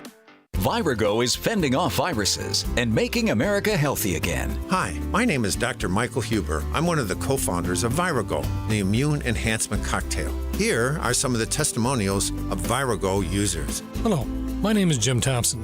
I started taking Virago about 1.5 years ago. I was diagnosed with a heart condition, and in fact I was at the Cleveland Clinic applying for one of their trials. The bad news is that I was not accepted for the trial. The good news is that my heart was healthier than they wanted, and I believe that's a result of taking Virago. I can also attest that I have not had the flu or COVID since I started taking Virago. I could definitely attest to my satisfaction with staying healthy by taking Virago every day. Boost your immune system with Virago. Order your bottle today. Visit myvirago.com. That's myvirago.com. And use promo code IMMUNE to get 30% off. That's myvirago.com. Use coupon code IMMUNE to save 30%. Virago and Maha, making America healthy again.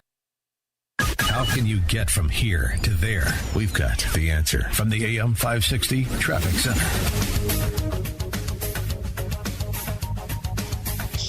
A crash on the Tri-State 294 northbound at Willow.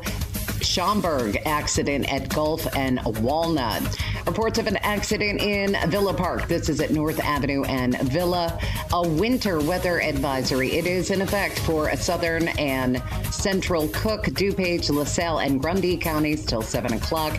In Elgin, still have reports of that accident. Randall at Fletcher and West Chicago. Down power lines overnight, affecting Prince Crossing Road. It's blocked both directions between North Avenue and Hawthorne. This report is sponsored by ExpressPros.com. Let Express Employment Professionals help you hire for contract or full-time jobs. Forget about recruiting, sifting through resumes and interviews with unqualified applicants. Go to ExpressPros.com to find the location near you. That's ExpressPros.com. Reporting from the Team Hochberg Traffic Center, I'm Joanne Jeanette. Now, your official weather forecast. Winter weather advisory, wind advisory for early this morning. A bit of snow early, otherwise clouds and sun. Windy, chilly day. Slippery areas early this morning, high 44. Clear tonight, low 30. And then sun and clouds tomorrow, the high 58. I'm Steve Williams on AM 560. The Answer. Get the latest weather, traffic, and news updates online at 560theanswer.com. Now, from the Signature Bank Studios.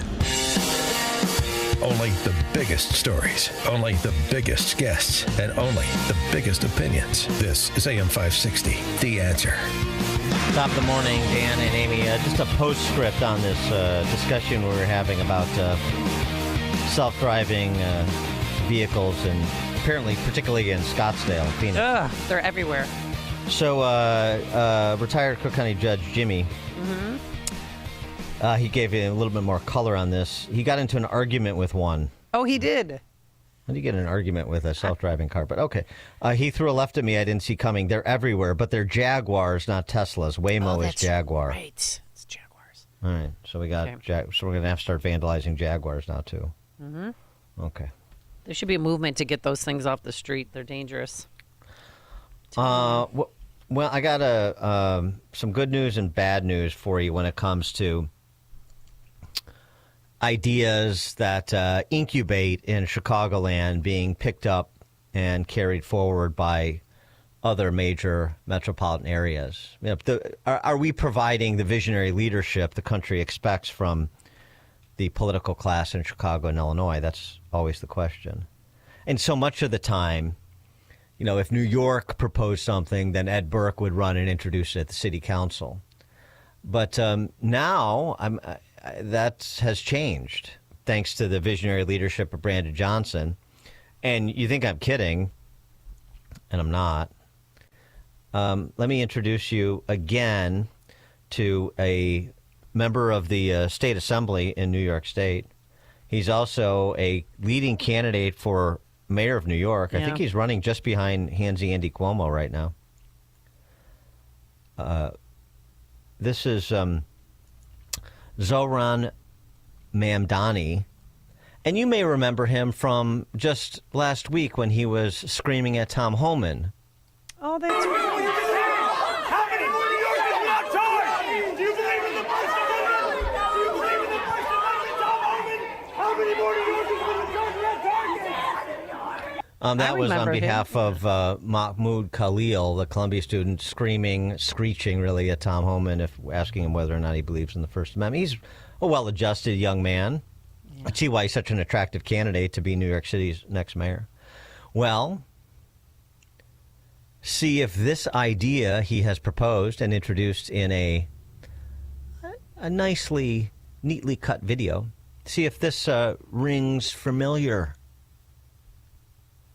Grocery prices are out of control. The cost of eggs and milk has skyrocketed. Some stores are even using dynamic pricing, jacking up the cost over the course of a day depending on what they can get away with. It doesn't need to be this way. I'm Zahran Mamdani, and as mayor, I will create a network of city-owned grocery stores. It's like a public option for produce. We will redirect city funds from corporate supermarkets to city-owned grocery stores, whose mission is lower prices, not price gouging. These stores will operate without a profit motive or having to pay property taxes or rent, and will pass on those savings to you. City-owned grocery stores. The only thing I have to say about that, I mean, congratulations, Brandon Johnson, for platforming this idea that's being adopted by fellow Bolsheviks across the country. But where are the Gimme Dat grocery stores? That's right. We were promised Gimme Dat grocery stores. He's almost 2 years into his tenure, and I haven't seen them pop up yet. And people are suffering under the oppression of grocery stores that operate on the profit motive, that do pay property taxes. And where is the relief that Brandon Johnson provided? That's something to protest, don't you think? 312-642-5600, turnkey.pro answer line. You can also text us on that line. Yeah, I mean, I honestly was really looking forward to that, remember? And start, in food deserts, put them there first. And just take what you want, what could go wrong? But maybe he got distracted by all the illegals that came in here, that Governor Abbott shipped to Illinois. Well, it doesn't matter. I mean, you can walk and chew gum at the same time, particularly somebody as talented as BLM Brandon. And so it's just disappointing. I don't want New York City to beat us to the punch, Yeah. I want to, provide the intellectual leadership for Big Blue City America that Big Blue City America is counting on from Chicago, don't you? The Gimme Dat groceries are such a great idea. And frankly, I mean, again, if you can have city-owned grocery stores, you can do city-owned just about every other consumer good. Because if the city can end the price gouging by big grocery, then it can end the price gouging from every other industry where its businesses operate on the profit motive. We don't need the profit motive. That's the thing. Right. You eliminate the profit motive, then everybody gets cheaper milk, eggs, bread, cars, services. I mean, that's what we've seen. Government monopolies reduce costs and improve services. Isn't that our experience? All right. I'm just saying, so there's some good news that the battle for city-owned grocery stores has been joined. By the way, it speaks to where I keep saying the critical mass of that party is. This revolutionary new Marxist party, Ma'am Donnie in New York, is another younger dude, comes out of this system and party that incubates Reds. We'll see what happens in that New York City mayor's race. Very interested. Maybe New York won't be the place where common sense breaks out first. Now on the bad news front, because I said there was good news and bad news. Of course, Chicagoland is home to the first reparations program in the country because we're visionaries. Oh, you mean in Evanston? Yeah. Yeah. First in the nation reparations program. We're always first past the post when it comes to this sort of innovative government expansion. And I mean, you know what I'm talking about when I say innovation. Well, let me have Kamala Harris explain. So I was willing to give up whatever might be the trackings of Kamala Harris's particular fondness for nacho cheese Doritos for the sake of getting a big bag of Doritos as I watched the Oscars. That's the consumer behavior. And that's right, but here's the thing. Is she drunk? At what point do we also uplift and highlight the consumer's right to also expect, and you can debate with me if it should be a right. I think it should. To expect that the innovation would also be weighted in terms of solving their everyday problems. What is she talking about? Which are beyond my craving for Doritos. But about whatever, and I know the work is happening around, the scientific discoveries, for example, to cure long-standing diseases. But I'm going to throw out another one. And you all, again, please get back to me any information you have. I would love it if there would be an investment of resources in solving the affordable housing issue in America. Like, help me with that. Exactly. We've got it. So we've got the idea. It's Give Me Dat housing projects. I mean, that's what Brandon Johnson has promised to turn the financial district, for example, just one example, into government housing, affordable housing. Government can come in, not operate on a profit motive, reduce the cost of housing. You get your reduced cost of housing. You get your reduced food at the Give Me Dat grocery stores. This is innovation. Exactly. But with reparations, we need some more of that innovation that Kamala Harris is speaking about so eloquently. I mean, seriously, there's something wrong with her. Did she fall on her head? And please run for president in 2028. I would love for her to debate J.D. Vance. The 6-year-old reparations program in Evanston has run into some funding problems. Oh, no. They provide, what is it, $25,000 housing grants for black people in Evanston. Yeah, and you can either use that money to pay off your mortgage or make, renovations around the house. It's great, but I mean, I think building government housing that's detached from the profit motive and just turning it over probably better. Anyway, this is the reparations program, visionary reparations program that was cobbled together by these 60s refugees that lead that city. It was funded by a 3% sales tax on recreational marijuana. Oh, okay. And are enough people getting stoned, Dan? According to Reparations Committee Chair Robin Sue Simmons, sort of a national cause celeb when she led the fight for this reparations program, seems that their sales are lower than even maybe they projected. I tell you, what you need City of Evanston owned marijuana stores. Oh, yeah, there you go. And perhaps marijuana consumption mandates.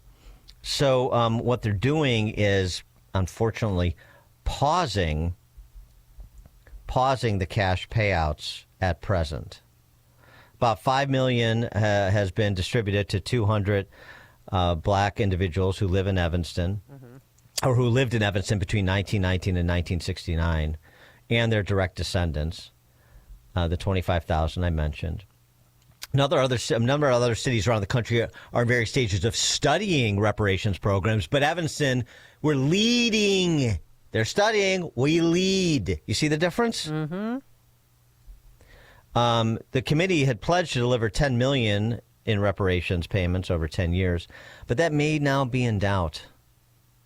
There are more recipients than available funding at this time. Imagine that.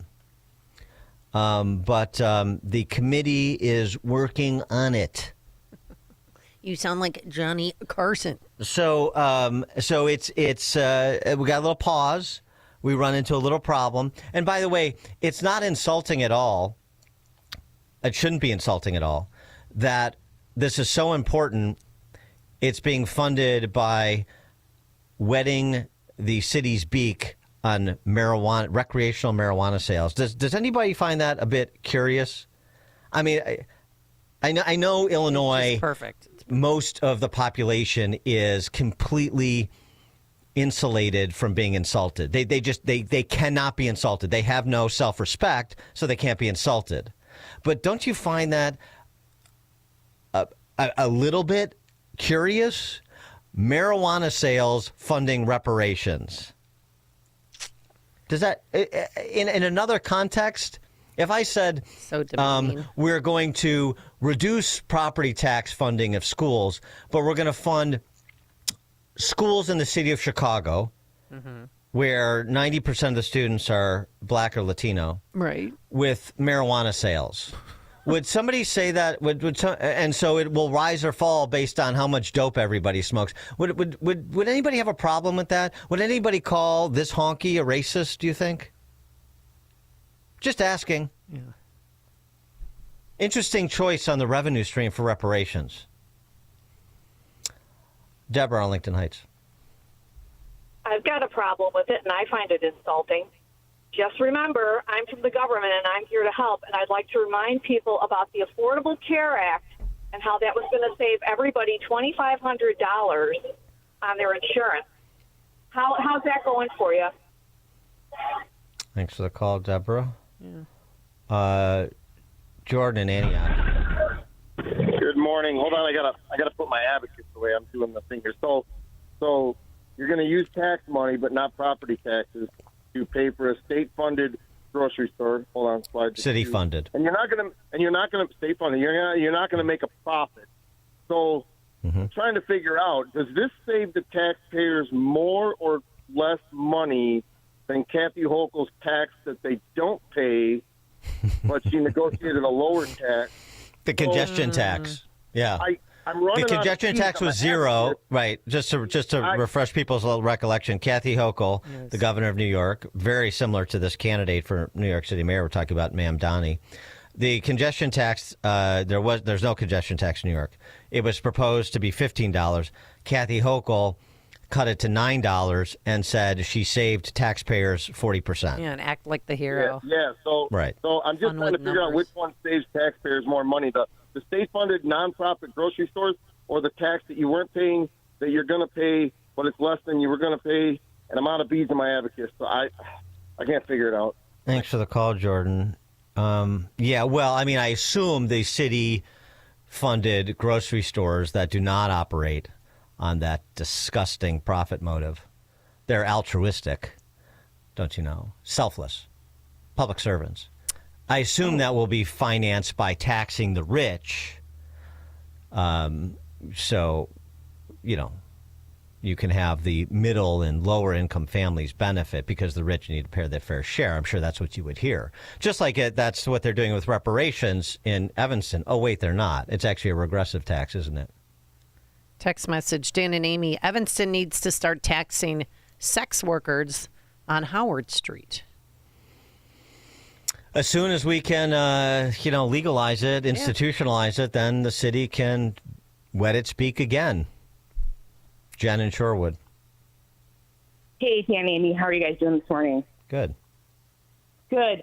Just calling about that grocery store situation. Obviously, we know it's a terrible idea, but I think what most people don't understand is that it's this East Germany stuff.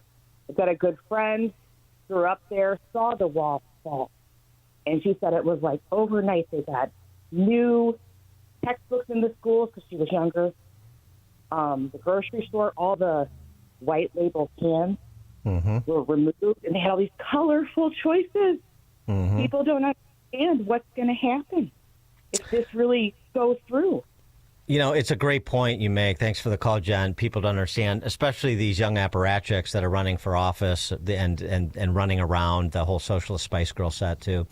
They don't have any appreciation for that. I mean, they don't have any appreciation for history. They're not well-read. They're not intellectually curious, so that's part of the problem. But, I mean, if you're of a certain age, like Gen X, then you and anybody older, then you're in on the joke. I mean, the idea that the Soviet grocery store, the Eastern Bloc grocery store, used to be a punchline. We all have an image in our head when you hear that. And yet this is completely foreign to BLM Brandon and Zohran Mamdani and so many others, isn't it? Ron, Southside.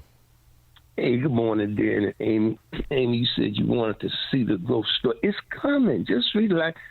They just have to get that 3% money back from the contract. That's what that money is for. So just take it easy. The business owners have to step up. Yeah, get that 3% back. So don't worry about it. It's going to be a grocery store. It's going to be some affordable housing. So it's coming. You all have a great day.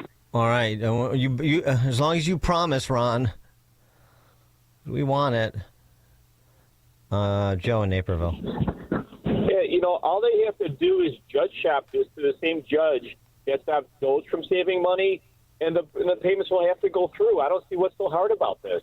Well, it's not. There's nobody stopping the payments. It's just the people aren't buying enough marijuana in Evanston. Boy, you didn't think you'd ever hear that problem, did you? So I think you need to have marijuana consumption mandates in Evanston, is what I would say. Right? That's easily solved. First gambling, the lottery, and now drug sales to fund education. Only revenue stream remaining is to tap into prostitution. Well, but you have to. But I think you need to get into mandates too. So you have to and in the interest of equity, you have to mandate that the wealthier spend more of their money on marijuana, abortions, and lottery tickets, so that we can fund important things like reparations in Evanston. So I think it's just a simple mandate. Okay. Yeah, and then you graduate the mandate just like we graduate taxes. Oh yeah, it's easy. You see, when you're a central planner, all these problems are actually readily solved. When you're an part of the intelligentsia that can manage everybody else's lives, it's not that difficult. Lee and Hammond. Hey, Lee. Lee, are you there? I think Lee is having technical difficulties. All right, Dan and Amy, Chicago's Morning Answer. It's news, opinion, insight. This is Chicago's Morning Answer on AM 560. The Answer. Signature Bank is Chicago's fastest growing independently owned business bank, a bank where relationships still matter. Signature Bank knows your name and your story. I'm Dan Proft, and I know this because Signature Bank is my business bank. Hi, I'm Bob Chivato, owner of Go Exceed and a customer of Signature Bank. By leveraging AI and machine learning, we provide data management solutions for corporations to save time and money managing their cellular devices. While we rely on machines to help us run our business, we believe personal relationships are essential. This is why we chose Signature Bank. Having a banking partner who understands our background, our business, and our priorities is fundamental to our success.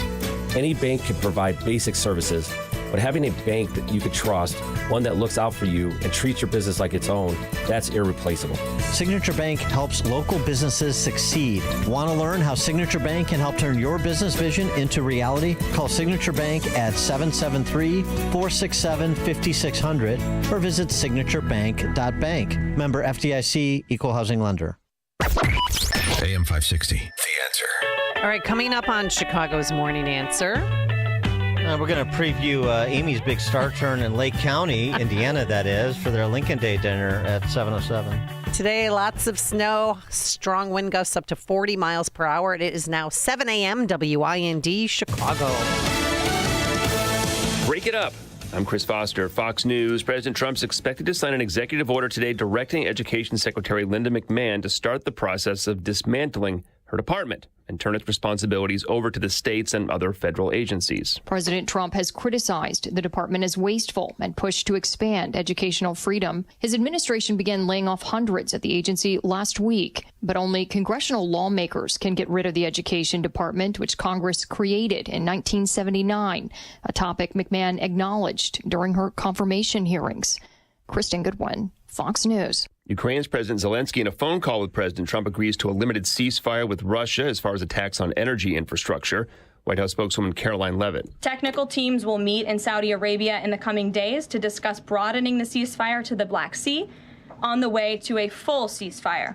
They agreed this could be the first step toward the full end of the war and ensuring security. President Trump, during that call, suggested the idea of the United States taking ownership of Ukraine's power plants to ensure their security. 2 months into his second term, there's a new Fox News poll on President Trump's job performance. President Trump gets high marks from 49% of voters. Republicans approve and Democrats disapprove of the president by the same percentage, 92% to 8%. Independent voters disapprove of the president, 61 to 38%. Fox's Gernal Scott. The last person known to have been seen with a missing University of Pittsburgh student from Virginia, Joshua Reeby, has left the Dominican Republic with a new passport after 2 weeks detained in his hotel.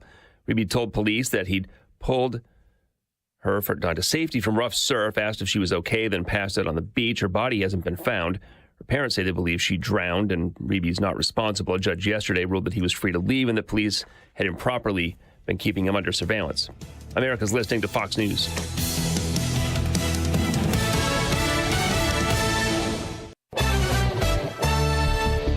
Good morning. morning. It's 32 degrees in Chicago in the AM 560 The Answer newsroom. I'm Nikki Whaley. An end to the Russia-Ukraine war may be in sight. That's what President Trump alluded to after he spoke to Ukrainian President Zelensky for about an hour on Wednesday. Putin and Trump agreed on a limited ceasefire during a phone call the day prior. It includes halting attacks on Ukraine's energy infrastructure. Mayor Johnson's pushing for Chicago Public Schools and the Chicago Teachers Union to reach a deal to avoid a teacher strike. The mayor met with CPS and CTU officials yesterday in an effort to find a compromise on school district finances. Issues that need to be resolved include who should cover the cost of a $175 million pension payment for non-teacher staff and a new teacher's contract. The meeting was held the day before the school board meets today to vote on a new budget. The mayor warns that if the city doesn't get the money before March 30th, it may have to close its books on 2024 with a deficit. Johnson recommends the school board take out a loan to cover the cost. The school board again meets tomorrow to vote on an amended budget. The mayor also hopes the board will consider voting to borrow funds to fill the pension gap. A man is hospitalized after he was stabbed on a CTA Red Line train in downtown Chicago. The crime happened Tuesday night on a train near the Monroe station on State Street. Police say the 30-year-old victim was stabbed in the abdomen and taken to the hospital in serious condition. No one is in custody. News is a service of AlmostFreeTeeth.com. What if you could save on average 90% for your dental implants and get 100% of your smile back with a Blue Cross Blue Shield PPO or FEP? It's possible. Check if you qualify at AlmostFreeTeeth.com. Your home is a valuable asset, and you want to take care of your home. From roofs, siding, windows, and doors to furnaces, flooring, landscaping, and much more. Listen to your go-to for all things home. It's Home Answers Radio every Sunday morning at 9. Presented by Lang Home Medical Equipment, Valdecast Windows and Doors, and by JeffBuysYourHouse.com. Get answers from industry experts so you can make informed decisions about your home improvement. Right here on AM 560, The Answer. Are you an administrator, staff member, or parent volunteer at a private school? Would you like to grow your current enrollment and welcome new families to your school? If so, we want to tell you about a great opportunity to help increase enrollment and promote your school to families all across Chicagoland. It's called ChicagolandSchoolVouchers.com. They work to connect private schools with new families who are looking for discounted first-year tuition. In exchange, your school will receive a marketing campaign to help grow your enrollment. Chicagoland School Vouchers does all the work to bring new families together with your school and help you expand your reach. They've been working with schools across Chicagoland for over a decade. As the demand for school choice grows here in Illinois, your private school needs to take advantage of this program.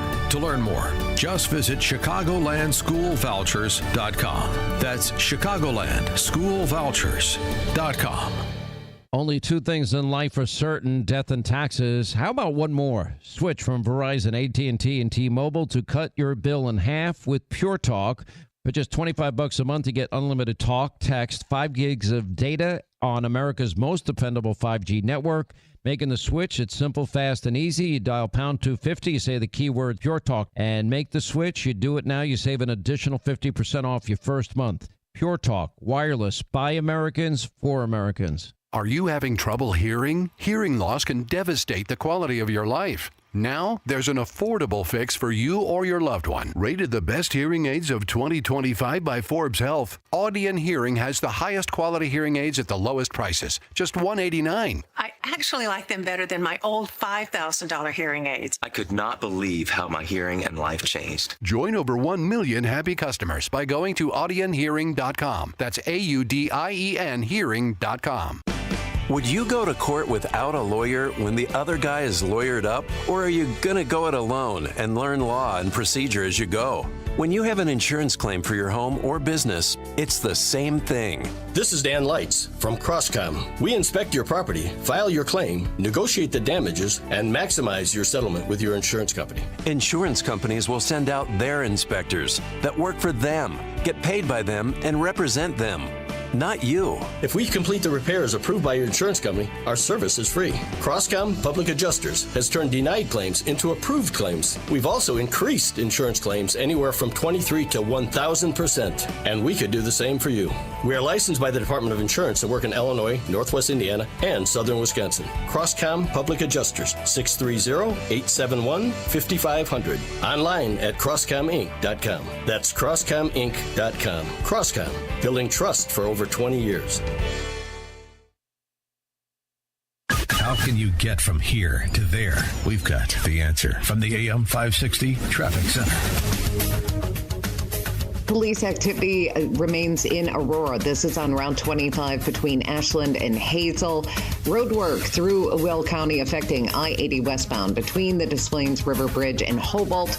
The Edens, it's heavier outbound at 30 minutes from Montrose out to Lake Cook. On the Eisenhower inbound, it's an hour from Jane Addams to Congress. The Dan Ryan inbound, it's stop and go at 32 minutes in from 95th. Stevenson running an hour inbound from 355 to DeSable Lakeshore Drive. The Kennedy Inn at 55 from O'Hare into downtown. It's slow outbound at an hour to the airport. It's slow through that work zone, taking out 2 lanes. This traffic update is delivered to you by Quick Delivery Service. Visit quickdelivery.com when you need same-day delivery of your routes. Ground delivery when you need it from safe, licensed professionals. Go to quickdelivery.com now to schedule your delivery. Reporting today from the AM 560 Traffic Center, I'm Joanne Jeanette. Now, your official weather forecast. A winter weather advisory and a wind advisory in effect for early this morning. A bit of snow early this morning as well. Clouds and sun, windy and chilly for today. Slick spots early, high today 44. Clear, cold night tonight, low 30. Sun and clouds for tomorrow and the high at 58. I'm Steve Williams on AM 560, The Answer. Get the latest weather, traffic, and news updates online at 560theanswer.com. Now, from the Signature Bank Studios, this is Chicago's Morning Answer with Dan Proft and Amy Jacobson on AM 560. The Answer.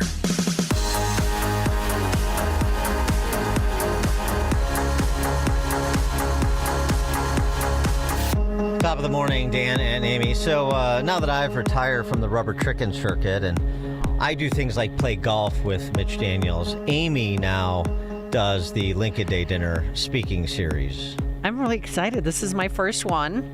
It's this Saturday.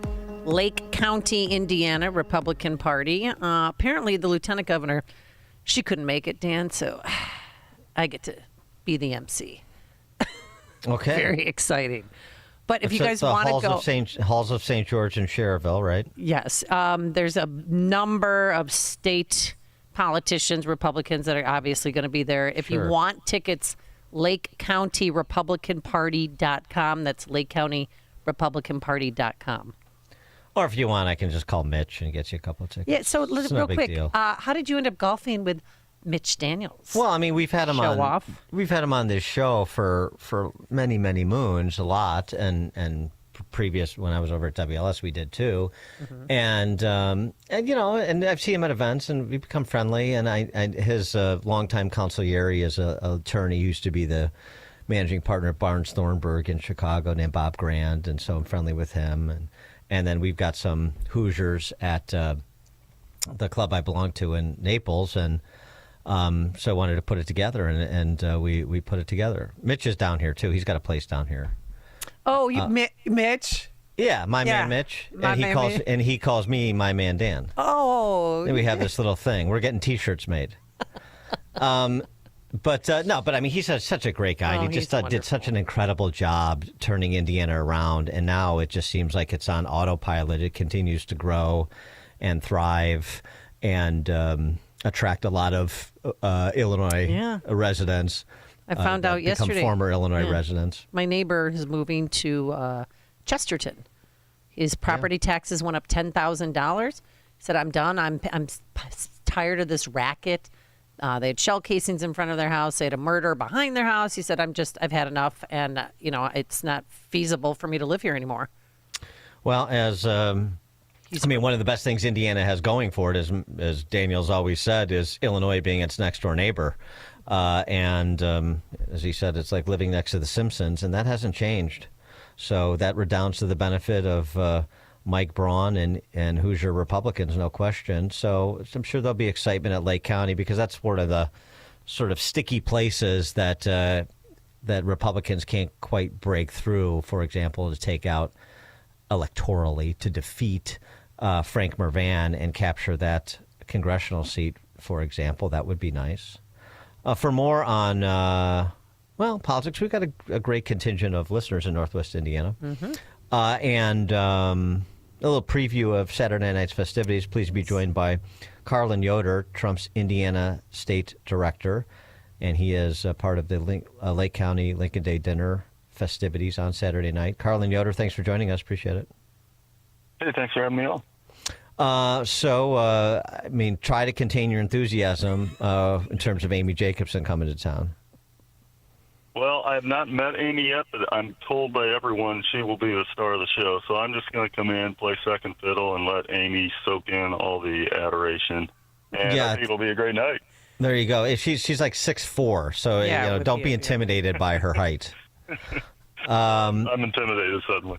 So tell us what's going on and how things are. There's been some reshuffling. You've got a new conservative governor. You've got a new conservative United States Senator in Jim Banks, and how things are going for Republicans in the Hoosier State. Yeah, Indiana's really looking up. Governor Braun has come in and has really pushed the envelope, pushed the legislature to deliver conservative ideas such as, property tax reform, which is needed in the state. We're working through that right now. It's exciting. I think they'll get something done in the legislature, and credit to Governor Braun for coming in and doing that. Jim Banks coming into the U.S. Senate. He's a rising star. He's a staunch conservative, close ally to Donald Trump, and a close friend of mine. And I think we're going to see great things out of Senator Banks in the upcoming years as he continues to work closely with the administration. But Indiana's in a great spot. We have a balanced budget every 2 years in the state. Fiscally, we're very responsible. We're socially a conservative state, and with leaders like Braun and Banks, I think the future's bright, and can't wait to see what happens. Well, what about your other senator, Todd Young? I know he's a Republican, but there's been some people are not too thrilled with him right now. Yeah, we had high hopes for Todd when he came into office, and he's been in the swamp now for 15 plus years, and talking about trying to run for another 6 years, and it's just kind of disappointing to see the trajectory of his career out there as he's just appears to have become swampified, for lack of a better word. Became a close ally of McConnell, and for some reason, he has this neocon viewpoint of the world, and it's been disappointing to see. Indiana can do better. And so, we're going to see Senator Young, I think, try to placate Hoosiers by swerving right. But we're not fooled by that. When you go out to D.C., you need to keep the values and the morals that you ran on, and not allow Washington to do what it seems to do to everybody when they get out there. And I think Todd Young's fallen victim to that. Yeah, he's been... It's one thing to, disagree on a policy issue or an approach to a particular policy, but he's been sort of a Trump antagonist. I mean, maybe not quite as public as some, but still fairly antagonistic. Yeah, he really has, and that's really unfortunate because we have an opportunity to get a lot of great things done with President Trump at the helm, and we are going to get a lot of great things done. But what we don't need is people on our side quietly and consistently being a burr in the side to those efforts. And for some reason, Todd just has decided that's the role he wants to play. And it's unfortunate, and I know the president is not a big fan of that approach. And he can do better. We just can do better in Indiana. We are a conservative state who doesn't put up with that kind of stuff. Well, how has he voted against the interest of Hoosiers? Can you give me some examples? Well, yeah. I mean, you can go back to 2020 and some of those votes that he cast, and his neocon views, constantly pushing for more war and supporting our efforts across the world while not coming back and putting America first. The CHIPS Act that President Trump is not a fan of, as we found out in the State of the Union recently, which upset Senator Young, who was behind that bill, and just trying to throw a monkey wrench in the nominations that President Trump put out there, always dragging his feet on those votes. Ultimately would vote for him, but just made President Trump work very hard to get those across the line, refusing to commit to voting for them, refusing to vote for President Trump, and loudly announcing that for the 2024 election.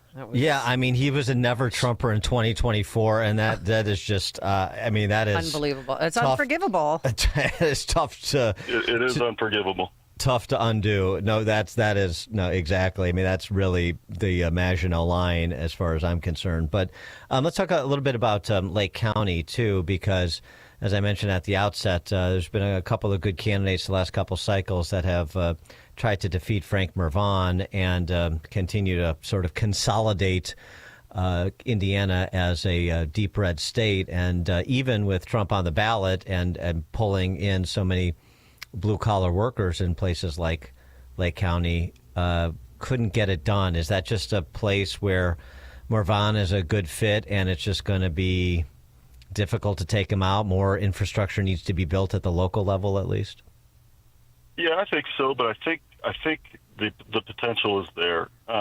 Lake County voters, I think, are much more Republican-minded than they are Democrat. And as we see the craziness of the left right now and where they're continuing to go with their ideology and the craziness that they're supporting, I think we're going to see the blue-collar workers of Lake County, those families, those people who look at the left and the absolute craziness that's going on, and they're going to take another look at what they actually stand for and what they don't. We're making inroads there.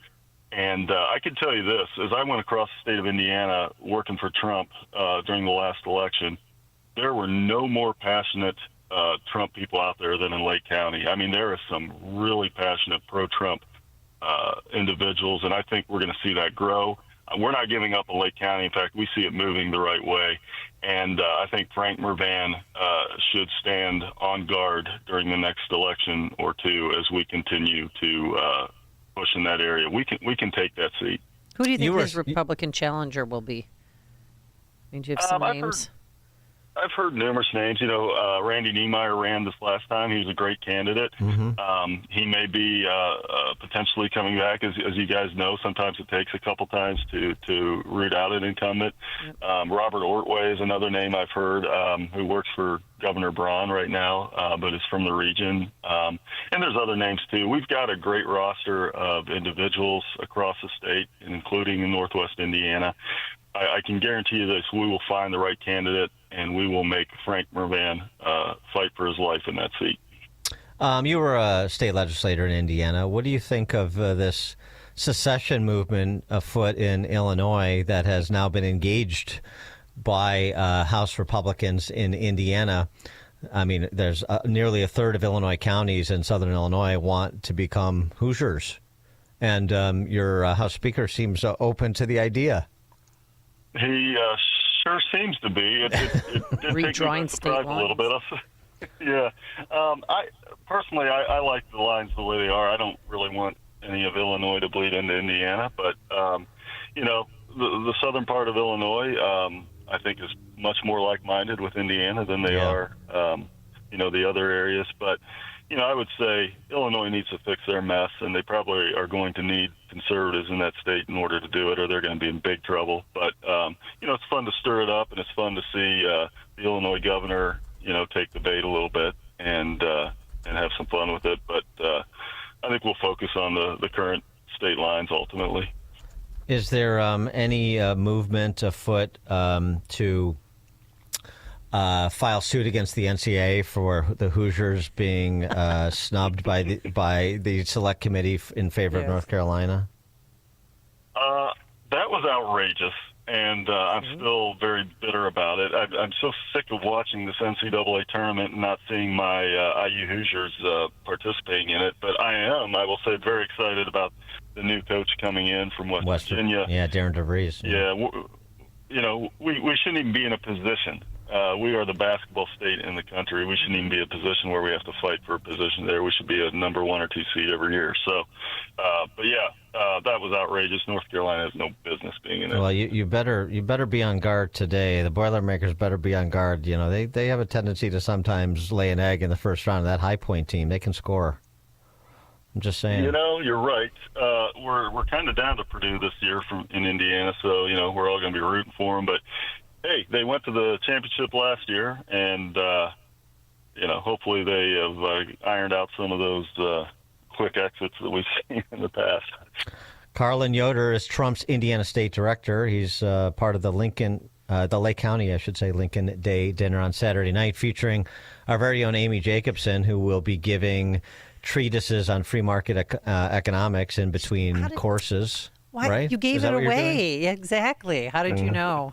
All right. The details again on this Saturday night's Lake County Lincoln Day dinner for people who want to attend. There's a few tickets left, but their last 3 events have sold out. So do it today. LakeCountyRepublicanParty.com. LakeCountyRepublicanParty.com. And we'll see you on Saturday. Carlin Yoder, thanks so much for joining us. Appreciate it. Thanks for having me. Thank you. And he joined us on our turnkey.pro answer line. The stories you need to know to start your day. This is Chicago's Morning Answer on AM 560. The Answer. ZipRecruiter is the place. ZipRecruiter is the place for talented teachers, savvy software developers, and master mixologists. ZipRecruiter is the place where you meet all these people and more. That's because ZipRecruiter is the place for job seekers who are looking for new opportunities. In fact, ZipRecruiter helps 10 million people with their job search every day, so you can find the right candidates right away. It's no wonder that ZipRecruiter is the place for skilled skydiving instructors, accomplished airbrush artists, and proficient pediatricians. But if you're not using ZipRecruiter to hire, you're missing out. ZipRecruiter is the place that's so confident it can make your hiring easier that it lets you try it for free at ZipRecruiter.com/free. So if you want the right candidates for all your roles, ZipRecruiter is the place to go. Try it for free at ZipRecruiter.com/free. That's ZipRecruiter.com/free. Never miss out on great candidates with ZipRecruiter. I think Carlin Yoder should primary Todd Young, don't you, Dan? Are you listening? Ready to weigh in on who the best opponent would be on that, but I liked him. Yeah, nice guy. All right. Okay, people come up to me all the time and say, hey, does QC Kinetics really work? And guess what? It does. So if you have problems doing simple, everyday things in life, like walking, taking the stairs to get to your office, possibly getting in and out of your car, if you have chronic pain due to arthritis or an injury, you might want to consider QC Kinetics, especially if you're going under the knife. Check them out first, folks, because there's no guarantees with surgery and there's a long recovery time, and then there's pain pills involved, and you just want to stay away from all of that. So call our good friends at QC Kinetics. They'll walk you through the process. They'll tell you about the positive results with regenerative medicine. Excuse me, Dan, I'm doing a live read here and you're coughing. Yeah. The number to call. Ingesting too much cigar smoke. Yes, I know. It looks like a smoky place over there. To get a free consultation and find out if QC Kinetics in regenerative medicine is right for you, call this number. They have Saturday appointments available. They have locations all across the Chicagoland area. And their number is 312-809-5955. That's 312-809-5955. Again, 312-809-5955. Your business is under attack 24 hours a day, 7 days a week. It's a fact. Small businesses are the low-hanging fruit. You may think you're protected, but you're vulnerable in many ways, and cyber attackers actively prey on small businesses. But Turnkey can protect you. Turnkey is the key to cyber protection. Turnkey has a quick and efficient 12-point evaluation to determine if your business, your profits, are at risk. And right now, for a limited time, Turnkey is offering the first month of service to all new customers free. Peace of mind, free. It includes all Microsoft licensing, antivirus, anti-malware, and completed data backup both on-site and off-site, plus help desk support. Don't leave you, your employees, and your customers vulnerable. Talk to Turnkey. Visit turnkey.pro. 3 decades of experience. That's turnkey.pro. Turnkey, the champion of small business.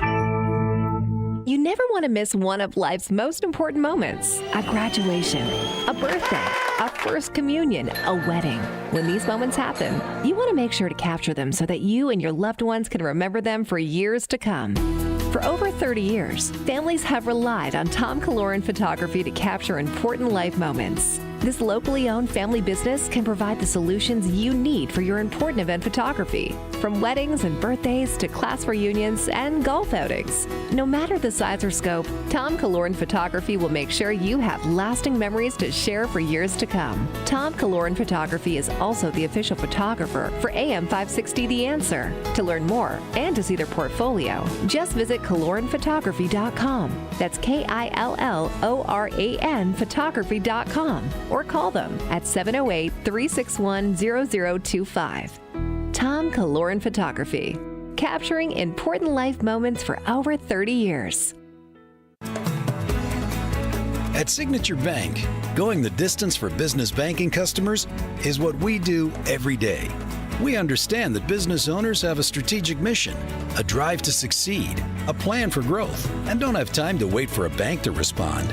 With Signature Bank, you not only have a banking partner that has roots right here in Chicago, but our decisions are made locally too.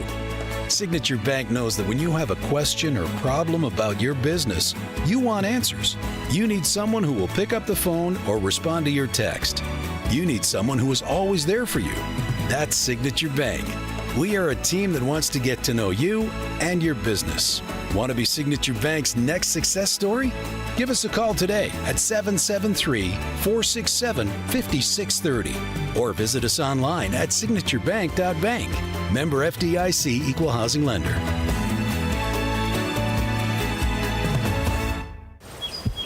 Spring, a time to get outside, be active, play with the grandkids, enjoy life. But if high blood pressure is holding you back, the sooner you get control of it, the sooner you'll stop being a walking time bomb.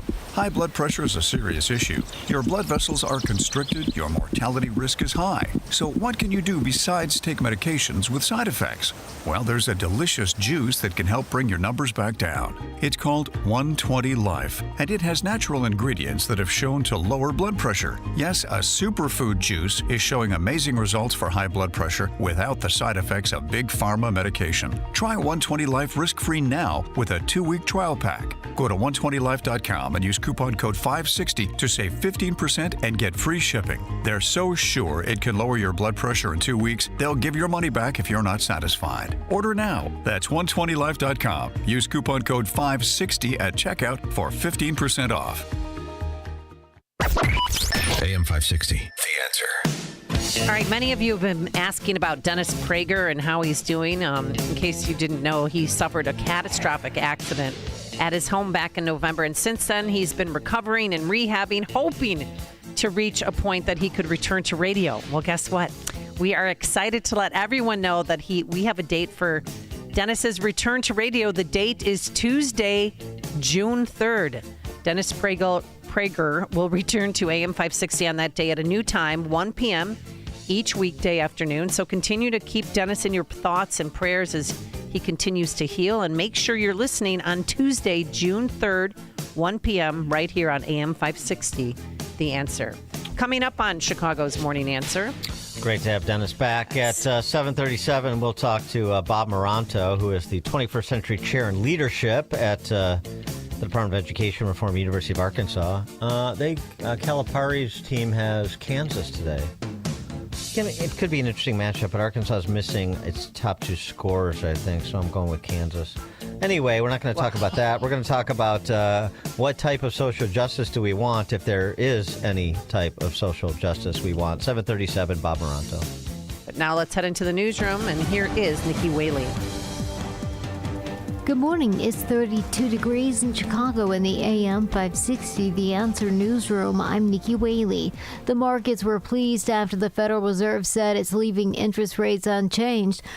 Dr. Amir Khan with the University of Arizona and Arden Advisory Group says that Fed Chair Jerome Powell made it clear he's not worried about tariffs sparking inflation. His confidence of saying, yes, it's a concern, but I don't think that this will be a long-term concern, I think relieved the markets. And you saw that reaction in the markets, that the markets were up. Powell said that a severe downturn isn't likely again. He anticipates 2 more rate cuts this year. The Chicago Sun-Times is losing a huge chunk of its staff. The newspaper reports that 20% of its employees have agreed to resign under buyout terms the payer's nonprofit ownership offered in order to combat persistent financial deficits. The departures are made up of mostly writers and editors, including sports columnist Rick Morrissey. News is a service of In Grace with Pastor Jim Scudder Jr. now heard on Sunday morning at 7:30 on AM 560. Tune in and find hope as Jim Scudder explores God's Word and His Word each Sunday morning right here on AM 560, The Answer. Larry Elder explains the real problem. It's not about the deficit. The deficit is just the gap between how much money the government takes in and how much it spends. You can close that by simply raising taxes. The real issue is the size, scope, and intrusiveness of government. And I've said this before, can't do this now politically or even morally, but at some point, Social Security, Medicare, and Medicaid have to be addressed. The Larry Elder Show, weeknights at 8, right before Sean Hannity at 10 on AM 560.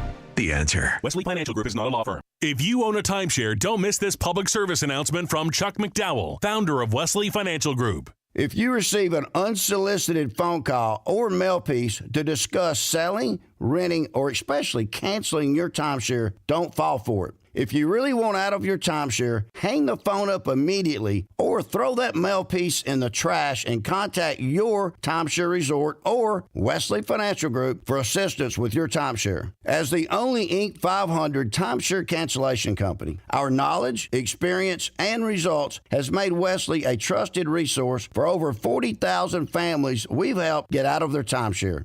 Give us a call, and I'll send you our timeshare exit information kit free with the straight facts about your timeshare and all of your options for cancellation. Call for your free info kit, 800-839-8484. 800-839-8484. 800-839-8484.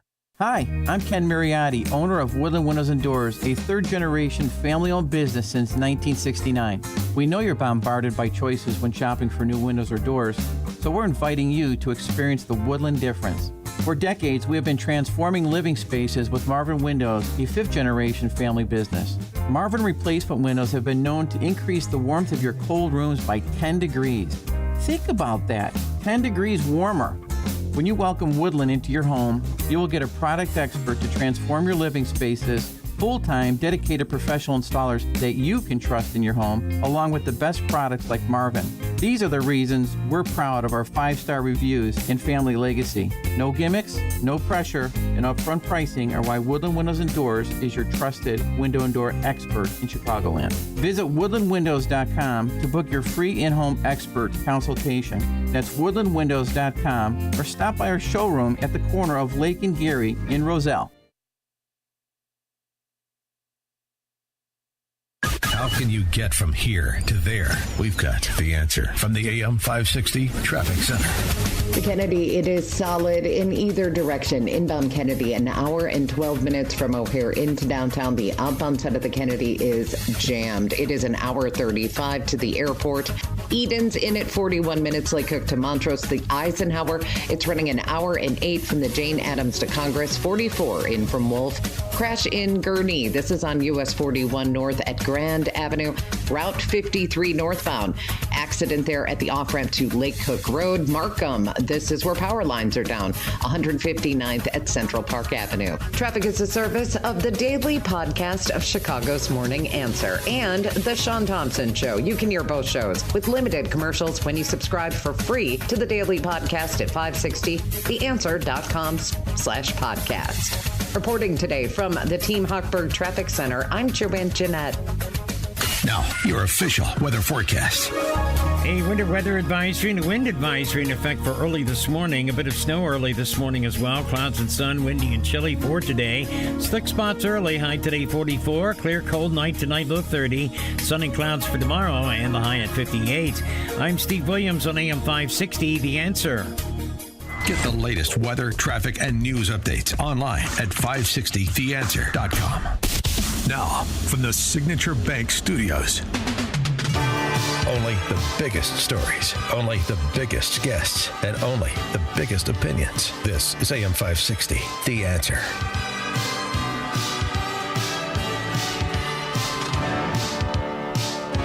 Top of the morning, Dan and Amy. Last week, Virginia Governor Glenn Youngkin did a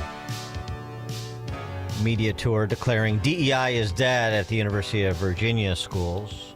The University of Virginia and the state schools. That hasn't filtered down to the schools themselves in many instances. We mentioned the other day that 45 schools are currently being sued by Trump's Department of Justice for discriminating against honkies. So the executive order is one thing. The back and forth now with Columbia over $400 million in federal cash is one thing. The pausing $175 million to Penn over their pro-trans sports policy, please see Leah Thomas, is one thing, but it is so much deeper than those high-profile cases, as we've talked about with Heather McDonald and many others. So Youngkin, since he made a point of focusing on this last week, decolonializing your syllabus, private workshop and seminar, seeing the unseen, identifying and unlearning colonial paradigms in higher education. That happened Friday at the University of Virginia, this seminar. And who did it feature? Well, you're about to hear a few of them. In this order, William and Mary's Stephen Sheehy, University of Virginia's Tiffany King, and Virginia Tech's Bikram Gill. Professor Sheehy from William and Mary, King from University of Virginia, Gill from VTech, discussing decolonial theory. These individuals would all call themselves social justice warriors, wouldn't they? Right. What does that even mean? In the moment that you grab the gun, like Fanon says, you're no longer oppressed. You're now free. How do we teach that in the class? Just to say that in the class, my students' heads explode, right? To tell them about violence, as a revolutionary tool, as sometimes a revolutionary essential. We actually need to crash the U.S. settler state, which has incredible reverberations and literally strangles the tentacles that are reaching into the Israeli state. So we must stand with the armed resistance and work right now to end this impunity by disrupting the flow of weapons to Zionists. Because trust, the armed resistance will defeat Zionism if it was an open battlefield. Yeah, I've been humbled since October 7th, particularly being in community with folks.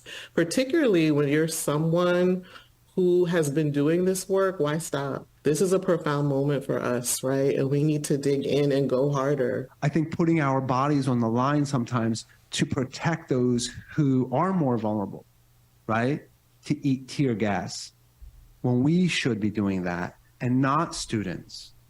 I think that's essential. So we have to struggle to crash things here. And my students were very, very clear about this. We have to struggle for Indigenous sovereignty right here on Turtle Island. Like there's no way around it, and there's no looking past it at this particular moment. When that comes time to the university saying, retract that or get fired, I'm confident in myself that I will make that right decision. That is the point of being a guerrilla scholar. I'm sure that you've been snitched on to the administration about the content in your courses. That has been something that has happened for me, and I don't know what our administration is going to do, right? I know the work that I have been doing. I know the work that I've committed myself to, and I'm going to continue to do the work, right? People missed out on the significance of what Hezbollah represented, right? Of what the Iranian Revolution represented, And they just fell into the imperialist ideological representation of those movements and forces that were challenging imperialism. Challenge what the settler state, the settlement of the University of Virginia that we're on, which is still a plantation and has all of its plantation artifice up, right? Not right, but those are three guerrilla scholars in the midst over in the University of Virginia. Glenn Youngkin may want to take judicial notice of. Hardly the only place where this is an issue. Guerrilla scholars decolonializing colonial paradigms in higher ed, violence as a tool of the revolution. And they're not stopping anytime soon with Bob their agendas.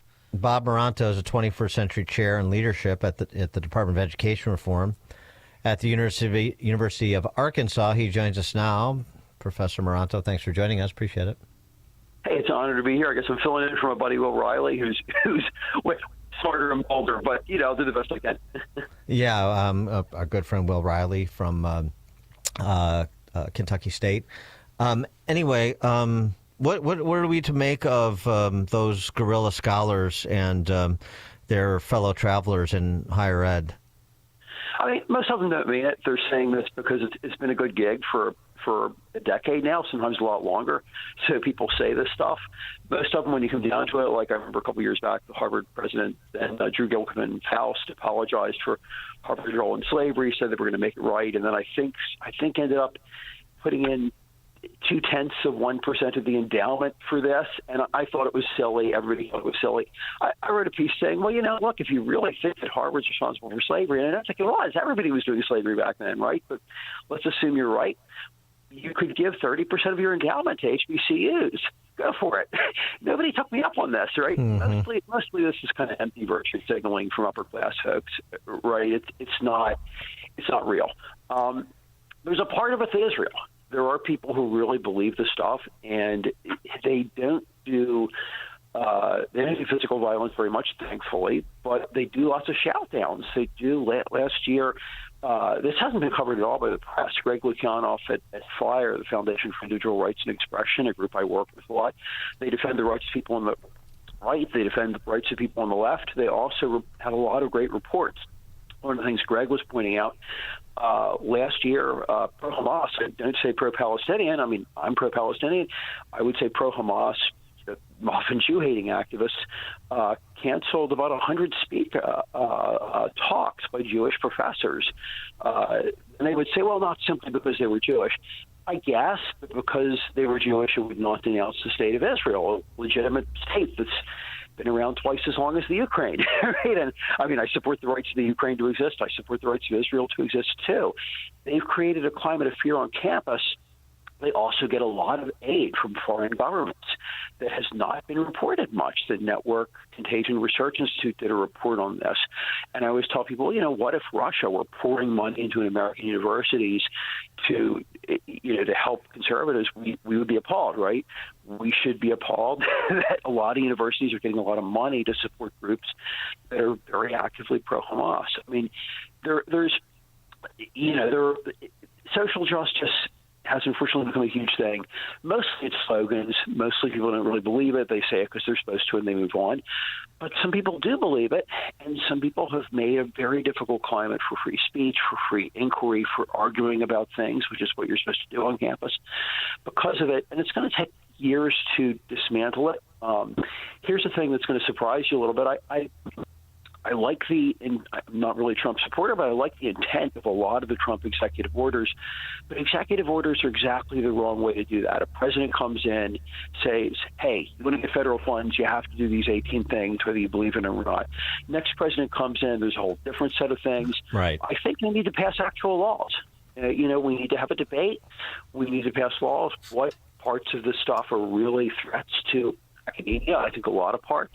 What parts are not so bad? I mean, I would agree that maybe sometimes the administration has gone too far. I mean, look, we should be teaching about the Tuskegee Airmen, right? But I think we need to have laws. We need to have a 3 or 4 or 5 or 6 months debates and say, what is this? I mean, people don't really know. And a lot of it, I would say, is really bad stuff. One of the founders of critical race theory Angela Davis, brilliant person. Communist. But she spent 25 years working for the KGB, the outfit that produced Vladimir Putin. Right?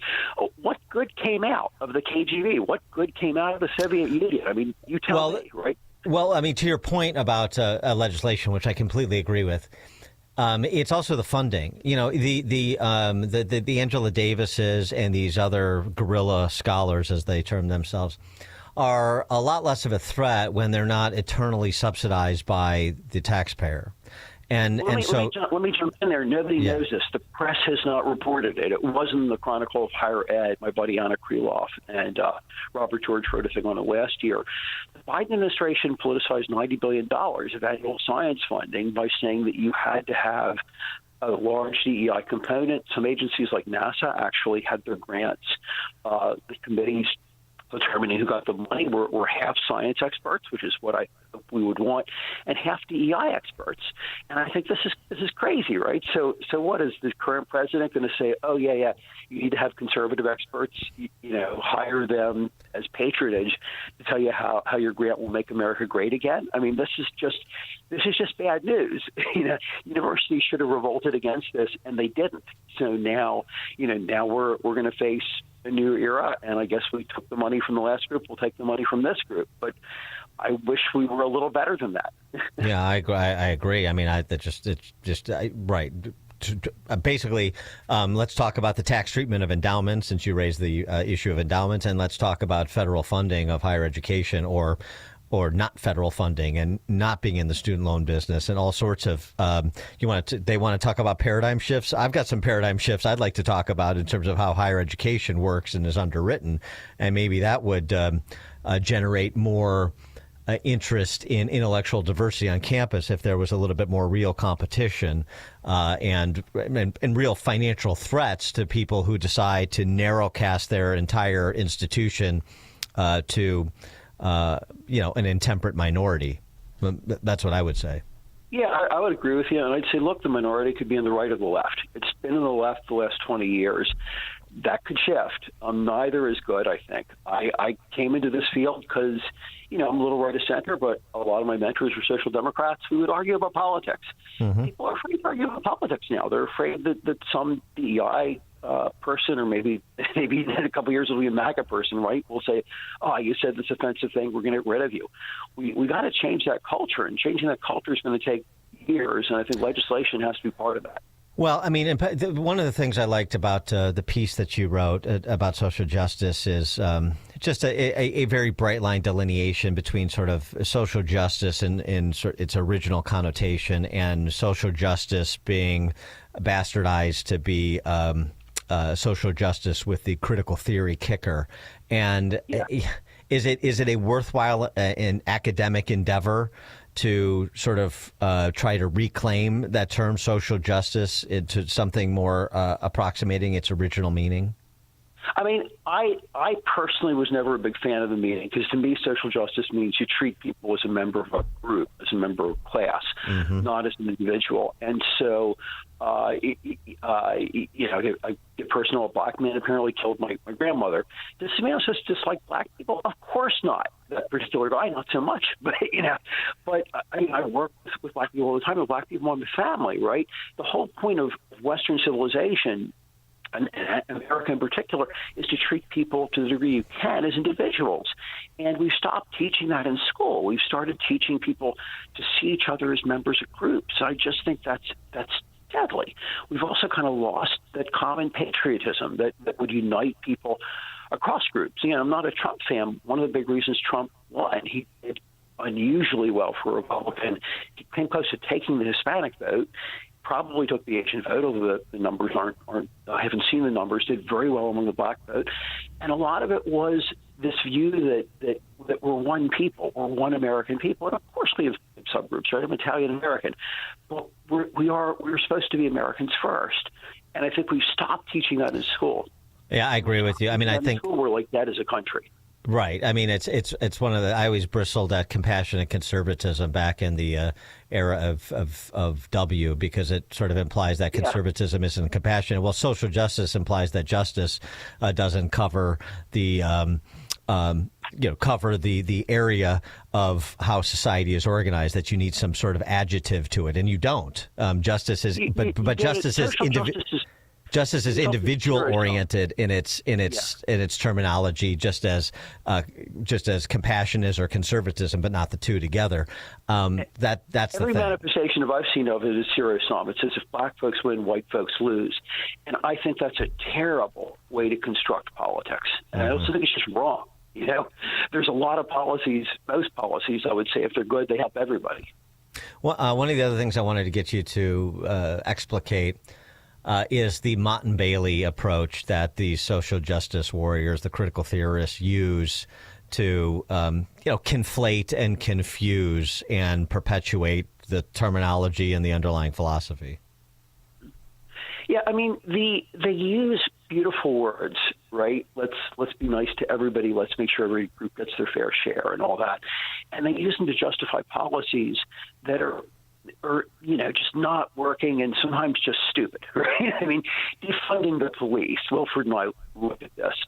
Although Wilford did the heavy number crunching, I mostly did more of the writing. It looks like defunding and redeploying the police, it's gotten thousands of extra, overwhelmingly black folks killed.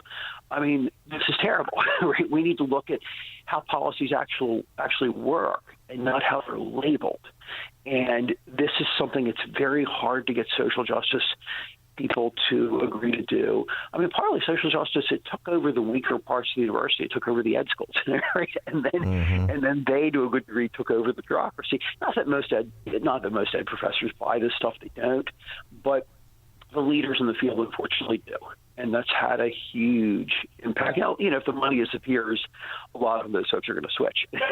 But in the last 10 years, I was actually at American Educational Research Association 12 years ago when Arne Duncan, President Obama's education secretary, was denounced as a racist, right? Why was he denounced as a racist? Like me, he wants to close achievement gaps, right? This is crazy. This is crazy stuff. And we need to have an atmosphere where we can criticize it. And if we have an atmosphere where we can criticize it, I think eventually it'll go away. We also need to have public debates about what this stuff means in practice, no matter what the pretty words are. Bob Maranta, 21st Century Chair in Leadership at the Department of Education Reform at the University of Arkansas. Professor Maranta, thanks for joining us. Appreciate it. Thanks so much. I enjoyed it. Thank you, and he joined us on our Turnkey.pro answer line. Listen to Dan and Amy on your smartphone. Download the AM 560 mobile app today at 560theanswer.com/mobile. Gain insight into building strong marriages and raising godly children with Focus on the Family with Jim Daly each weekday at 11:30 a.m. on our sister station, AM 1160. Hope for your life. MyPillow is excited to announce that they're extending the mega sale on overstock clearance and brand new products. For example, save $40 on the new spring MyPillow bed sheets, any size and any color. Save 30% on their brand new My Crosses. They're designed in the likeness of the one Mike has worn every day for over 20 years. They come in men's and women's, and they're made right here in the USA. Get the 6-piece bath or kitchen towel sets for only $29.98. The initial quantities are extremely low, so get them now before they go. And the best-selling standard MyPillow, just $14.98. To take advantage of the Mega Sale 2.0, go to MyPillow.com and use promo code LIBERTY or call 800-489-0201. But that's not all. You'll get free shipping on orders over $75. Once again, call 800-489-0201 and use promo code LIBERTY or visit MyPillow.com and use promo code LIBERTY. Grit Regional Manager sought by Nexamp Incorporated to lead regional grid integration team, managing workloads, setting priorities, ensuring team is aligned with Nexamp's strategic goals. Requirements are a master's in electrical engineering or related plus 2 years experience, 1.5 years experience in DER interconnection, domestic travel up to 20%, flex schedule in office and may work remotely within commuting distance to Chicago office 2 to 3 days per week. Salary is $140,000 per year, benefits 401k, health, dental, vision insurance, paid time off, commuter benefits, cell phone reimbursement. Please email cover letter and resume to recruitment@nexamp.com. Attention, Nexamp 2024 in the subject line, 101 North Wacker Drive, Suite 200, Chicago, Illinois, 60606. Again, please email cover letter and resume to recruitment@nexamp.com with attention Nexamp 2024 in the subject line, 101 North Wacker Drive, Suite 200, Chicago, Illinois, 60606. Honey, we're not moving, but we gotta do something about this kitchen. Funny you mention it. I just stopped by Forever Remodeling's new showroom in Niles. I saw over a dozen kitchen and bathroom layouts they designed. They even offered to stop by the house and give us a free in-home design consultation. What'd you tell them? That we're free today? Visit foreverremodeling.com today. That's the number 4, everremodeling.com. Forever Remodeling, stress-free and high-quality remodeling. Important Social Security news. President Trump's Doge chief, Elon Musk, says Social Security is a Ponzi scheme. And he says there's so much fraud, it's the big one to eliminate. Now, Rob Finnerty is on Newsmax tonight, warning that your Social Security could be in danger. Already, Doge is slashing half the Social Security offices across the nation. Rob Finnerty says that's wrong. Millions will find their benefits denied. You paid into Social Security all your life. Now, Rob Finnerty exposes the lies about Social Security and why it must be protected. Watch Rob's special series on the dangers to Social Security at 8 p.m. Eastern Time. Find Newsmax on all major cable systems or download the free Newsmax app. Millions of Americans are switching to Newsmax because it's news they can trust. It's real news for real people. ZipRecruiter is the place. ZipRecruiter is the place for talented teachers, savvy software developers, and master mixologists. ZipRecruiter is the place where you meet all these people and more. That's because ZipRecruiter is the place for job seekers who are looking for new opportunities. In fact, ZipRecruiter helps 10 million people with their job search every day, so you can find the right candidates right away. It's no wonder that ZipRecruiter is the place for skilled skydiving instructors, accomplished airbrush artists, and proficient pediatricians. But if you're not using ZipRecruiter to hire, you're missing out. ZipRecruiter is the place that's so confident it can make your hiring easier that it lets you try it for free at ZipRecruiter.com/free. So if you want the right candidates for all your roles, ZipRecruiter is the place to go. Try it for free at ZipRecruiter.com/free. That's ZipRecruiter.com/free. Never miss out on great candidates with ZipRecruiter. Don't miss In Grace with Pastor Jim Scudder Jr. Now heard on Sunday mornings at 7:30. Tune in and find hope as Jim Scudder explores God's Word and His world each Sunday morning right here on AM 560, The Answer. AM 560, The Answer. Hey, Dan, you got to get on this. We have the Chicago's Morning Answer NCAA bracket competition every year, and you haven't filled yours out yet. Yeah, I'll fill it out. It'll take me a very short period of time. I have bigger financial concerns about the tournament than our little pool, but I will fill out a bracket. All right. Don't you worry. Thank you. Coming up on Chicago's Morning Answer. 808, our friend Alex Berenson, former New York Times reporter, author of Pandemia, we'll do a little retrospective 5 years after the lockdowns and his perspective on the new public health establishment in D.C. It's 8 a.m. WIND Chicago. Let the states handle it. I'm Chris Foster, Fox News. President Trump's moving forward with plans to break up the federal education department. He has an education event and executive order signing scheduled at the White House this afternoon. Executive order will not be enough to get rid of the Department of Education, which was established in 1979 in Jimmy Carter's last year in office. Under Article 2 of the Constitution, Congress will need to sign off on abolishing it. Earlier this week, Trump's Education Secretary Linda McMahon visited 3 schools in Florida to learn more about school choice. It's Fox's Lucas Tomlinson. At least 85 Palestinians were reported killed in Israeli airstrikes overnight into today in Gaza. Rockets were fired back the other way. Air raid sirens blared as 3 rockets were launched from Gaza into Israel. Hamas said it was behind them, calling the launches a first response to what it sees as Israel's violation of the ceasefire. Israel's carried out a wave of airstrikes on Gaza in the past few days, reportedly killing hundreds, and has since begun a ground operation in the northern part of the Strip. The Israelis accused Hamas of rejecting offers to extend the ceasefire and release hostages. No one was hurt in the rocket attack on Israel.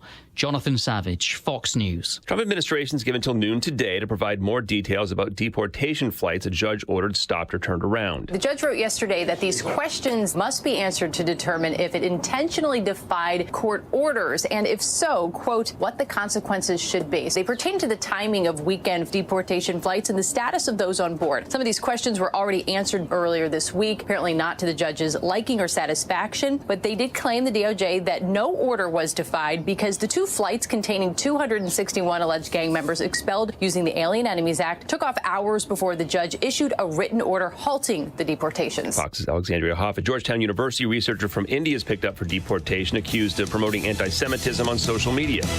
America's listening to Fox News.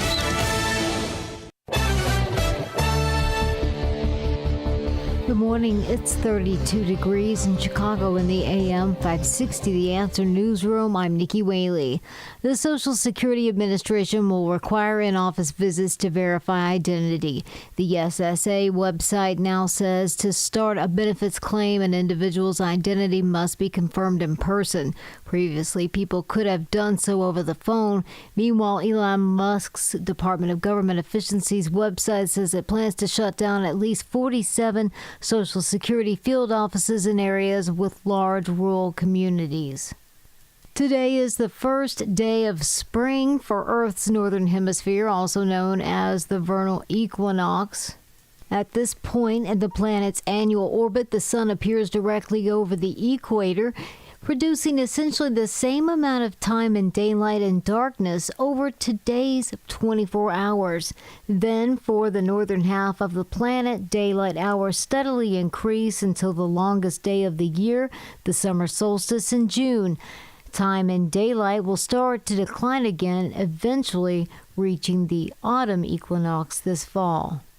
Authorities are revealing the identity of the 16-year-old girl found dead in the park on the west side earlier this week. Kalea Alea Love's body was discovered Monday. The Cook County Medical Examiner's Office ruled her death a homicide due to multiple injuries and an assault. No arrests have been made. News is a service of Dan and Amy 24/7. You can now enjoy uninterrupted programming from Dan Proft and Amy Jacobson around the clock all day, every day, including daily replays of Chicago's Morning Answer. Listen now at danandamy247.com. A check of the roads coming up in 2 minutes, but now time for the Signature Bank Business Beat. I'm Stuart Varney, and this is the Fox Business Report. Stock futures are losing ground after yesterday's rally. European Central Bank President Christine Lagarde is warning this morning that tariffs will weaken growth and fuel inflation. The Swiss National Bank cut rates today. The Federal Reserve left interest rates unchanged yesterday and suggested 2 rate cuts are still expected this year. President Trump is calling for the Fed to lower rates sooner. Darden Restaurants, Olive Garden's parent company, says its recent quarter was solid and several brands set records during the holidays and on Valentine's Day, though the company says it delivered profitable sales growth in a challenging environment. Darden also owns Longhorn Steakhouse, Yard House, Ruth's Chris, Capitol Grill, among other brands. The stock's narrowly lower. That's your Fox Business Report. I'm Ginny Cosola. Invested in you. Splashdown, Crew 9 back on Earth. The news cycle. The Dragon spacecraft splashdown in the Gulf of America is speeding up. I think you and 9 other Democrats caved. I'm the best leader for the Senate. We're moving forward. And it's more important than ever to keep up. I think we found now 14 magic money computers, which can just make money out of thin air. The gunshot that was fired into one of the Tesla vehicles. Trump spent 2 hours on the phone with Vlad. On the air, on your phone, or online. The president will then determine what the next steps are. Keep it right here on AM 560. The Answer. New treatments for joint pain are here. By now, you've heard about regenerative medicine. If you're wondering if you're a good candidate, answer these questions. First, Does chronic pain in your knees, hips, shoulders, or other joints keep you from doing the things you enjoy? Golfing, jogging, time with the family. Does it hurt doing the things you need to do? Like getting out of bed, sleeping, working, and walking. And finally, do you want to avoid surgery and all of the pain, long recovery, and uncertainty that comes with it? If you answered yes to any of those, you need to call QC Kinetics now. Learn about exciting advancements in regenerative treatments that can give you long-lasting pain relief with no drugs, no surgery, and no downtime. Get your free consultation today. Call QC Kinetics. That's QC Kinetics. Here's the phone number. Call now, 312-809-5955. That's 312-809-5955. QC Kinetics, 312-809-5955. Only two things in life are certain, death and taxes. How about one more? Switch from Verizon, AT&T, and T-Mobile to cut your bill in half with Pure Talk. For just $25 a month, you get unlimited talk, text, 5 gigs of data on America's most dependable 5G network. Making the switch, it's simple, fast, and easy. You dial pound 250, you say the keyword Pure Talk, and make the switch. You do it now, you save an additional 50% off your first month. Pure Talk, wireless, by Americans, for Americans. Are you having trouble hearing? Hearing loss can devastate the quality of your life. Now, there's an affordable fix for you or your loved one. Rated the best hearing aids of 2025 by Forbes Health, Audion Hearing has the highest quality hearing aids at the lowest prices, just $189. I actually like them better than my old $5,000 hearing aids. I could not believe how my hearing and life changed. Join over 1 million happy customers by going to audionhearing.com. That's AUDIEN hearing.com. How can you get from here to there? We've got the answer from the AM 560 Traffic Center. In Crest Hill, accident with injuries on US 30. This is at Hayton Farm Road with crews on the scene. Still have a crash in Gurnee on US 41 headed northbound at Grand Avenue. Solid on the Kennedy still. From downtown out to O'Hare, it's an hour and 40 minutes. Inbound Kennedy, it's running an hour. In Markham, power lines, they are down at 159th Street at Central Park Avenue. Traffic is a service of Air Right Heating and Cooling, offering AM 560 listeners $56 off any service, including inspections, or take advantage of limited time federal rebates on a new furnace. Visit Air Right Heating and Cooling today at AIR-RITE.com. Again, that's AIR-RITE.com. Reporting from the Team Hawkwork Traffic Center, I'm Joanne Jeanette. Now, your official weather forecast. A winter weather advisory and a wind advisory in effect for early this morning. A bit of snow early this morning as well. Clouds and sun, windy and chilly for today. Slick spots early, high today 44. Clear, cold night tonight, low 30. Sun and clouds for tomorrow and the high at 58. I'm Steve Williams on AM 560, The Answer. Get the latest weather, traffic, and news updates online at 560theanswer.com. Now, from the Signature Bank Studios, this is Chicago's Morning Answer with Dan Proft and Amy Jacobson on AM 560. The Answer.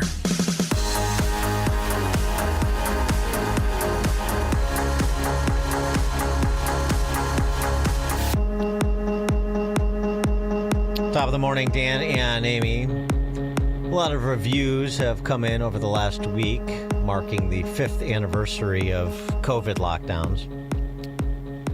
Even the vaunted Gray Lady, New York Times editorial board chiming in, as we discussed yesterday, with their, we were misled routine, as opposed to being an active participant in the misleading. But one of the questions is, what can we really hope from the new public health posse that is taking office in the Trump administration? I'm talking specifically about Jay Bhattacharya, from Marty Makary, and whoever ends up being the CDC director. What, is there some tranche of documents that we can obtain, like we're talking about the Epstein files or the JFK assassination files, Is there information we don't have that would shed additional light on what happened to make sure that the record is accurate as you have all of these efforts to recast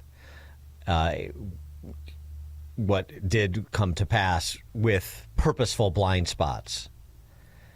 What should we be challenging the Trump administration to ensure that they provide in terms of information, answers to questions, as well as changing the paradigm under which these agencies operate, which Jay Bhattacharya, I think, did a nice job of articulating during his confirmation hearing for NIH director?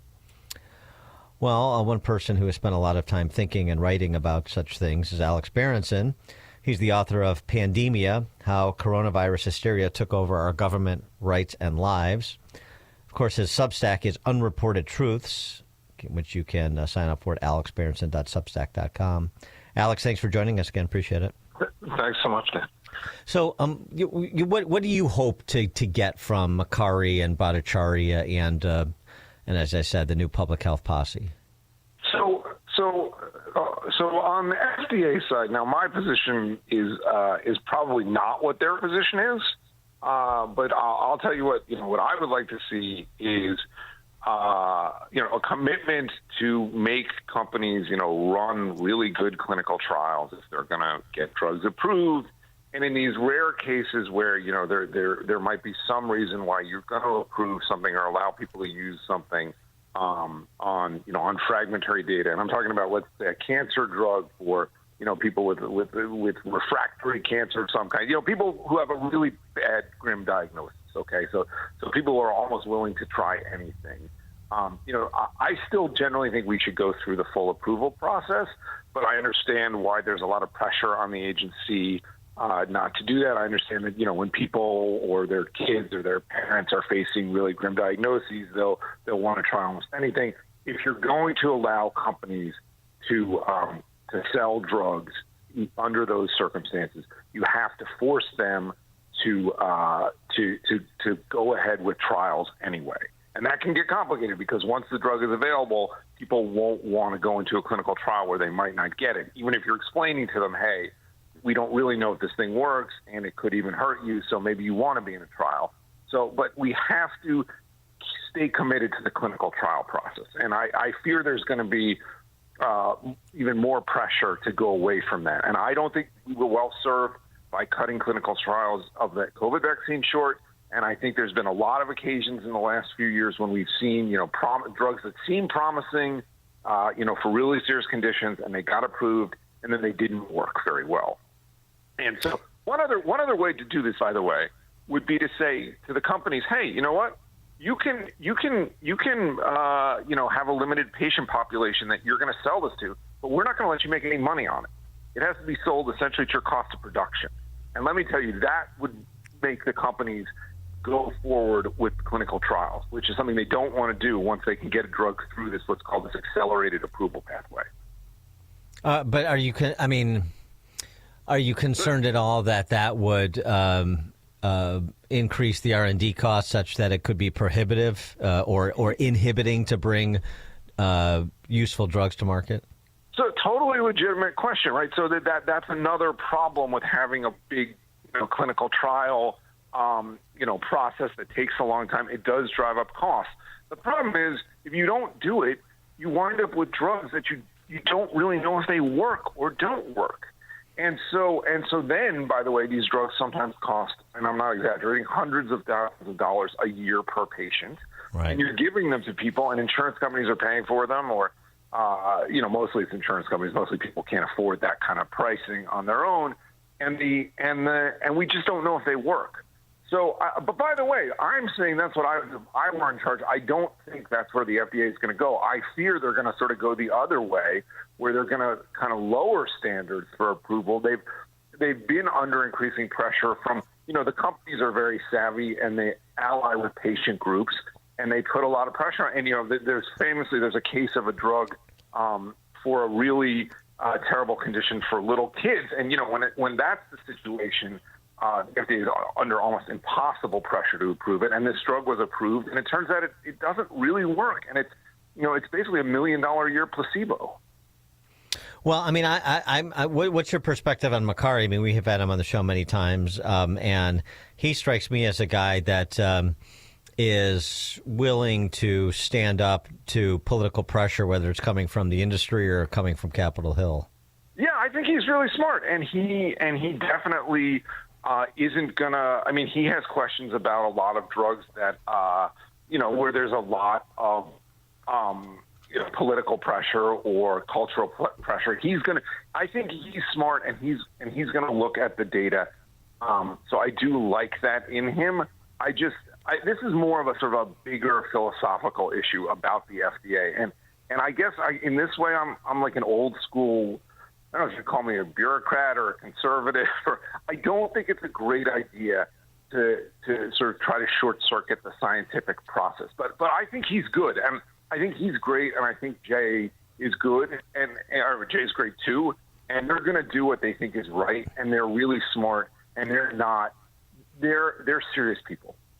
What about just on the previous regime, as we saw that Stand Up for Science rally outside the Capitol with Bill Nye and all the scientific luminaries of the light? Francis Collins penned a new ditty for the occasion.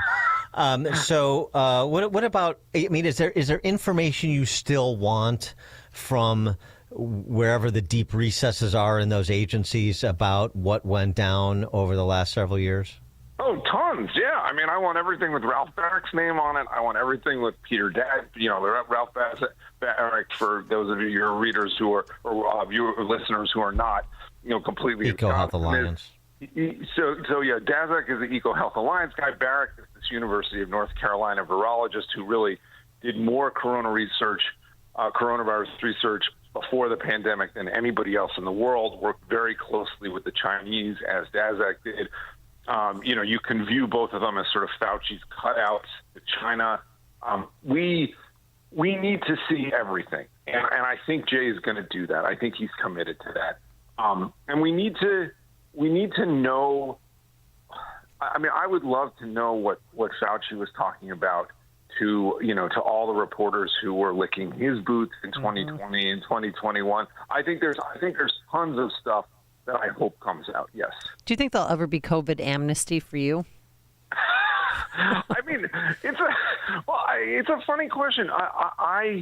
The people who got everything wrong, there's still this insane Atlantic magazine cover of me that says the pandemic's wrongest man, and it's like they're never going to correct that. I've just sort of grown to accept that. And, but I will tell you, that doesn't really matter. What does matter going forward is that I have this lawsuit against the Biden administration, right? Even though the Biden administration is not in power anymore, the lawsuit continues.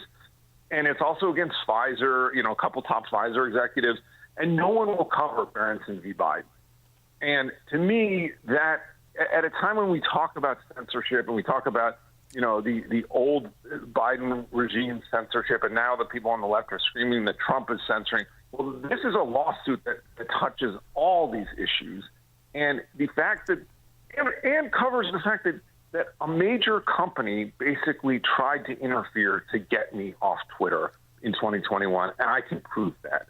And so this idea that they won't write about this, people, the New York Times or wherever else, because they don't like the fact that I was right about COVID, seems crazy to me. And where is that case? So it's in the we're basically waiting for the judge who's in the Southern District of New York. She's a federal judge, Biden appointee, but I'm hoping for a fair shake. That's all I can do. We finished our final briefs and the defense too back in December. Now it's been 3+ months, and she just has not ruled on whether it can move forward. I don't know what the holdup is, and in federal court, you basically can't do anything about it. So we'll hear when we hear. I'm hopeful, but it's I'd like to get a ruling.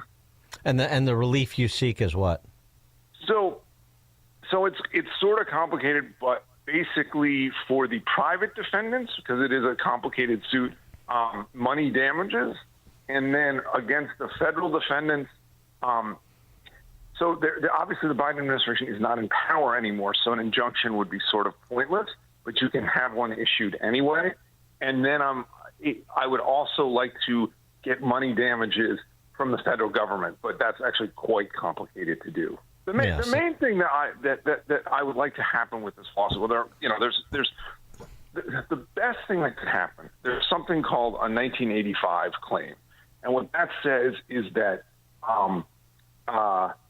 you're part of a protected class that can't be discriminated against, or that that has rights to be it has rights essentially to sue if there's discrimination.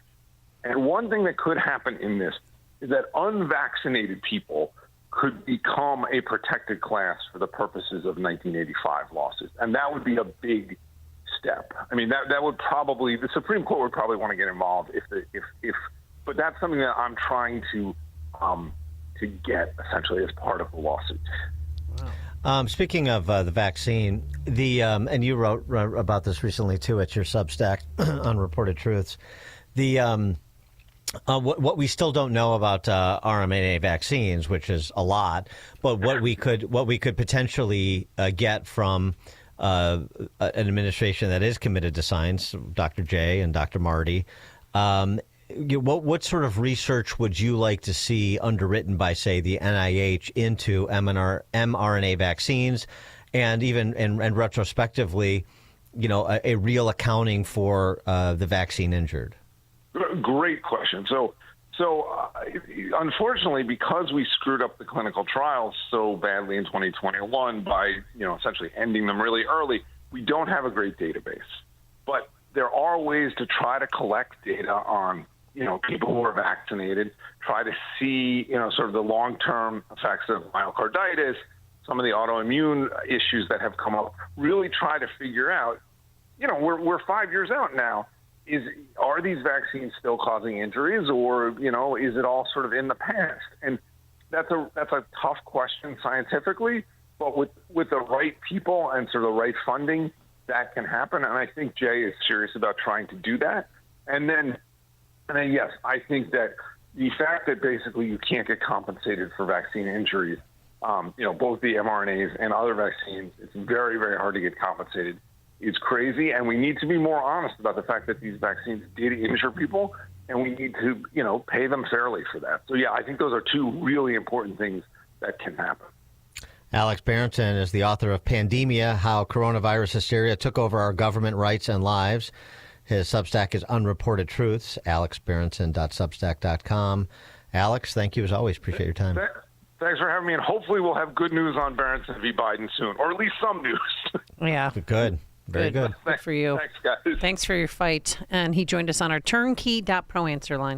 It's what Chicago is talking about. It's Chicago's Morning Answer with Dan and Amy on AM 560. The Answer. Signature Bank is Chicago's fastest growing independently owned business bank, a bank where relationships still matter. I'm Dan Proft, and I know this because Signature Bank is my business bank. Hey all, Jim Carr here. I am the owner of Carr Machine and Tool in Elk Grove Village and loyal customer of Signature Bank. As a second generation owner, I knew I had to shift from operating as an old school machine shop to what I can proudly say is now one of the fastest growing aerospace manufacturing facilities in the region. Signature Bank was there every step of the way through our expansion efforts, including financing our new state-of-the-art facility. Their valuable industry expertise and constant communication throughout the construction process made our vision possible. Many thanks to Signature Bank for supporting Carr Machine and Tool. You set the bar high for other banks. Signature Bank helps local businesses succeed. Want to learn how Signature Bank can help turn your business vision into reality? Visit signaturebank.bank. Member FDIC, Equal Housing Lender. Honey, we're not moving, but we gotta do something about this kitchen. Funny you mention it. I just stopped by Forever Remodeling's new showroom in Niles. I saw over a dozen kitchen and bathroom layouts they designed. They even offered to stop by the house and give us a free in-home design consultation. What'd you tell them? That we're free today? Visit foreverremodeling.com today. That's the number 4, everremodeling.com. Forever Remodeling, stress-free and high-quality remodeling. While Dennis Prager is recuperating, we know you miss your daily dose of Dennis. That's why Pragertopia is giving you a special gift. Right now, Pragertopia members can hear the best 2 hours of Dennis's favorite segments from as far back as 2010. On Monday, you can hear the Happiness Hour. Life, liberty, and the pursuit of happiness. That's what I'm about. Tuesday is Celebrity Guest Day. Donald Trump Jr. is in studio with me. On Wednesday, it's the Male-Female Hour. I really do wish there were a way to ascertain the number of marriages that this hour has helped. Thursday, the Ultimate Issues Hour. Not having ultimate issues clarity is like having a map, but you don't know where you're going. And Friday is Open Lines. Feel free to ask me anything about me, about you, about life. So if you're missing your daily dose of Dennis, go to Pragertopia.com and hear all your favorite segments, along with lectures, celebrity interviews, his famous Torah teachings, and more. Get your daily dose of Dennis at Pragertopia.com. Pragertopia.com. AM 560. The Answer. Dan and Amy, this is sort of wild. Before there was Mark Elias and Christopher Steele, there was apparently Lenny Dykstra. Lenny Dykstra, former professional Major League Baseball player, was on with Colin Cowherd talking about, basically how he led the league in walks, how he would shrink his strike zone. Now, again, Lenny has had a pretty colorful life, particularly the last 20 years or so, including a jail stint. But I don't know if this is true, but it's interesting. Stories. You used to keep a book on umpires. You were very smart that way. Well, a little more than that. What'd you do? I said, I need these umpires. So what do? I just pulled $500,000 out and I hired a private investigation team. Follow them. Their blood's just as red as ours. Some of them like women, some of them like men, some of them gamble. Some of them do whatever. So you had PIs tracking umpires through your career or just a few years? No, like after I got the money, when I was trying to get the money. It wasn't a coincidence you think that I led the league in walks the next few years, was it? So you really think... I don't think, I know. Did you bribe him? No, this fear does a lot to a man. Hey, so did you cover last night? He called it a strike. Oh, I don't think you heard me. Did you cover the spread last night? Next. Did you? Have you told anybody else this? You're the first one, man. And one in my book. That's pretty good. It gets better.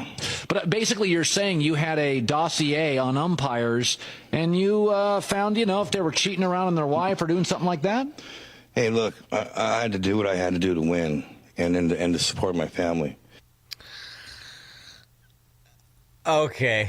I do like that. I mean, it's like right out of Major League, with the banter between, Tom Berenger and the Yankees, how's your wife and my kids? The idea that he had Major League Baseball umpires compromised and whether or not this sort of Dykstra dossier compilation is practiced in other sports. Ref, was that your niece I saw you out with at the steakhouse last night? I don't know. What do you think? Very interesting, Lenny Dykstra. And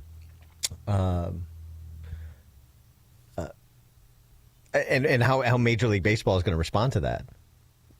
Because if that sort of cheating was going on, I mean, that's like the NBA ref who was gambling on basketball, too. I mean, it calls the results of games into question. I assume Major League Baseball is going to have some response to that. Well, they can't just let it fly over the plate. Hey-o. Maybe it also explains why I've lost some, in very curious ways, I've lost some NCAA basketball games, too. Oh. I mean, with this NIL money sloshing around now, some of these college kids could probably pull Lenny Dykstra. Yeah. There's something in the paper bag. All right. Well, I'm just alerting you to this. Maybe Lenny Dykstra should go work for the Republican Party. That would be fun. Lenny Dykstra and his PIs.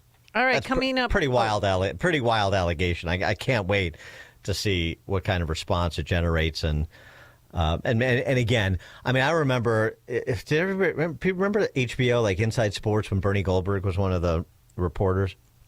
And this was when Lenny Dykstra's alleged real estate empire was crumbling, and he was renting some big mansion. Bernie Goldberg walks up to the house. Yeah. The door is ajar.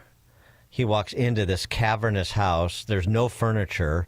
He's calling out for Lenny, like, Lenny, are you here? Blah, blah. He walks into this big room where Lenny's sitting behind a desk, and it's the only piece of furniture in the room, desk and the chair he's sitting on. And, I mean, he was getting liquidated, and then he was getting investigated, and then he was going on vacation for a little while. But it was the most bizarre interview. It's clear what was happening, and Goldberg started inquiring to him about the collapse of his financial empire and what's happening and bankruptcy and all these things. He's like, I got money. How much do you need? And he pulls out like $5,000 in hundreds that's banded up. He's like, I give you $5,000, right? He was so out of his mind. So I don't necessarily take it at face value, and maybe he's trying to sell books if this is going to be in some forthcoming autobiography. But that's a pretty serious allegation when it comes to the integrity of sports, which I know people care about a lot more than, say, I don't know, who the they're... assassination of JFK with the CIA possible involvement? Or who your school board members are, or your mayor. Yeah, so, just pointing it out. Coming up at 8:38, we'll turn our attention to matters dollar and cents with John Tammany. That's 8:38. But now let's head into the newsroom. Here's Nikki Whaley. Good morning. It's 32 degrees in Chicago in the AM 560 The Answer newsroom. I'm Nikki Whaley. An executive order is expected to be signed today by the president aimed at eliminating the Department of Education. The order has reportedly been in the works for weeks now. He will then direct Education Secretary Linda McMahon to take all necessary steps to begin the closure of the DOE and return authority to individual states. A man is accused of stealing a police car and a U.S. Postal Service truck that he crashed in Bridgeview. Authorities say the man stole a squad car yesterday morning in Bedford Park as he was being arrested on disorderly conduct charges. He drove to an area in Chicago Ridge where the squad car became disabled. Then he stole a USPS truck occupied by a letter carrier before crashing into a woman driving with her 2 children in Bridgeview. The woman and the 2 children were hospitalized in stable condition. The suspect was arrested by Bridgeview police. News is a service of the daily podcast of Chicago's Morning Answer and The Sean Thompson Show. Hear both shows with limited commercials when you subscribe for free to the daily podcast at 560theanswer.com/podcast. A check of the roads coming up in 2 minutes on AM 560 The Answer. This week on Capitol Hill is the best way to get informed on everything going on with Congress. Hosted by Tony Perkins and the Speaker of the House, Mike Johnson. Passing that budget resolution was a huge step forward. The media, the Democrats, they all decried the effort. They mocked us. They said it couldn't be done. We got the resolution done against all odds. Stay informed and become a regular listener. This week on Capitol Hill. Sundays at 1 on AM 560. The Answer. Patrick was way behind on his IRS taxes. I was in way over my head. The total amount ended up being somewhere just over $30,000. $30,000. Then the IRS came to collect. Started getting letter after letter. A lien had been filed against me. They were going to basically hang me completely out to dry. He had to do something. That's when I reached out to Optima Tax Relief. Patrick's life quickly got a lot easier. It was very easy, pretty much hands off. They picked up the ball and ran with it. And how'd it go? I couldn't believe it. I had to ask 2 or 3 times. I saved an incredible amount of money. How does Patrick feel about Optima? Couldn't be happier. They definitely helped me. Optima Tax Relief, the best place to call. They're the best in the business. Do what Patrick did and call Optima Tax Relief for a free consultation. Call 800-965-1433. 800-965-1433. 800-965-1433. Optima Tax Relief. Testimonial from an actual client. Some restrictions apply. For complete details, please visit OptimaTaxRelief.com. AM 560 listeners, sign up today to receive a free financial education video series, The 5 Retirement Pitfalls and How to Avoid Them, courtesy of Steve Shyman, host of Protecting Your Assets radio show, Saturdays at 8 a.m. Sign up is easy, and the 5-part video series is completely free and will arrive in your email inbox. Sign up today. It's free. Please text your name and email address to 833-945-7283. Again, please text your name and email address to 833-945-7283. This hourly segment is brought to you by Scott Tucker Solutions and his show Retirement Decoded. Sunday mornings at 8. Learn more at scotttuckersolutions.com. How can you get from here to there? We've got the answer from the AM 560 Traffic Center. In Crest Hill, accident with injuries on US 30. This is at Hayton Farm Road with crews on the scene. Still have a crash in Gurnee on US 41 headed northbound at Grand Avenue. Solid on the Kennedy still. From downtown out to O'Hare, it's an hour and 40 minutes. Inbound Kennedy, it's running an hour. In Markham, power lines, they are down at 159th Street at Central Park Avenue. This report is sponsored by Straight Talk Wireless. Don't let data limits hold you back from being the gift master in the family group chat. Switch to Straight Talk Wireless and get real unlimited data on a reliable 5G network. Straight Talk, available at Walmart or straighttalk.com. Reporting from the Team Hawkburg Traffic Center, I'm Joanne Jeanette. Now, your official weather forecast. Winter weather advisory, wind advisory for early this morning. A bit of snow early, otherwise clouds and sun. Windy, chilly day. Slippery areas early this morning, high 44. Clear tonight, low 30. And then sun and clouds tomorrow, the high 58. I'm Steve Williams on AM 560. The Answer. Get the latest weather, traffic, and news updates online at 560theanswer.com. Now, from the Signature Bank Studios. If you're looking for the latest news, insight into what it means, and the sharpest opinion, there's only one station in Chicago where you can turn, and it's this one. We're AM 560, The Answer.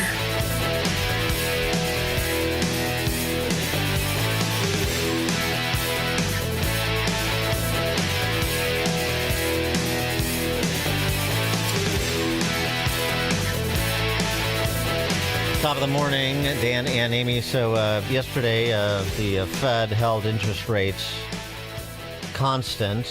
Not sure that inflation beast has been tamed yet. And of course, this presupposes that the Fed is in the business of taming inflation, which I know our next guest will challenge. But you've got to continue challenging the received wisdom if you want people to question it. John Tamny is the editor of Real Clear Markets, realclearmarkets.com, and the author of The Money Confusion, How Illiteracy About Currencies and Inflation Sets the Stage for the Crypto Revolution. John, thanks for joining us. Appreciate it. Hey, thanks for having me on. I know you were waiting with bated breath for the Fed's pronouncement yesterday. I know you're a big Fed watcher. Yeah, imagine we talk about prices all the time as the sum of infinite global cooperation. But let's just have the Fed fiddle with some price control that it alleges it has control over to bring prices down. It's the most ridiculous thing. Future economic archaeologists will look back and say, how could the world have been so collectively stupid as to believe that a bunch of economists could somehow bring down prices? It's just absurd, and it staggers me that it keeps making front page news. No, it's not. It's not economists. It's politicians that do it. So Trump was responsible for higher egg prices in the first 4 weeks of his administration, and now he's responsible for egg prices being cut by about 2/3. Yeah, they always do it. Nothing about people working together.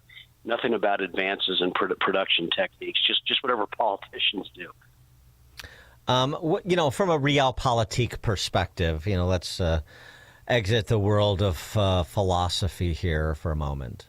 A realpolitik world perspective, what's your view of the argument that you can use America's leverage as the world's preeminent economic power and tariffs, the threat of tariffs, the reality of tariffs, as a way to browbeat other countries to reducing their trade barriers, and this reciprocity that Trump is promoting as the basis of policymaking. Ultimately, because of our position, we can get trade barriers. We're never going to have free trade, but we can get trade barriers reduced on both sides with our trading partners. And that's a perhaps difficult but necessary means to ends which even free market types like you should like. Well, I don't totally reject it while I think it's a bad strategy. Let's never forget that any business anywhere in the world has a U.S. strategy. That's its dream, to sell into the biggest market in the world. And so if you look at it through that, okay, yeah, if you guys don't lower your tariffs, we're going to put them up. And that would obviously scare a lot of people and a lot of businesses around the world. They want to be in the United States because we're the most productive people. You want to sell to those people. In my perfect world, what Trump would do is say, we're going to zero. If you don't follow us, you'll fall even further behind the United States in terms of economic promise.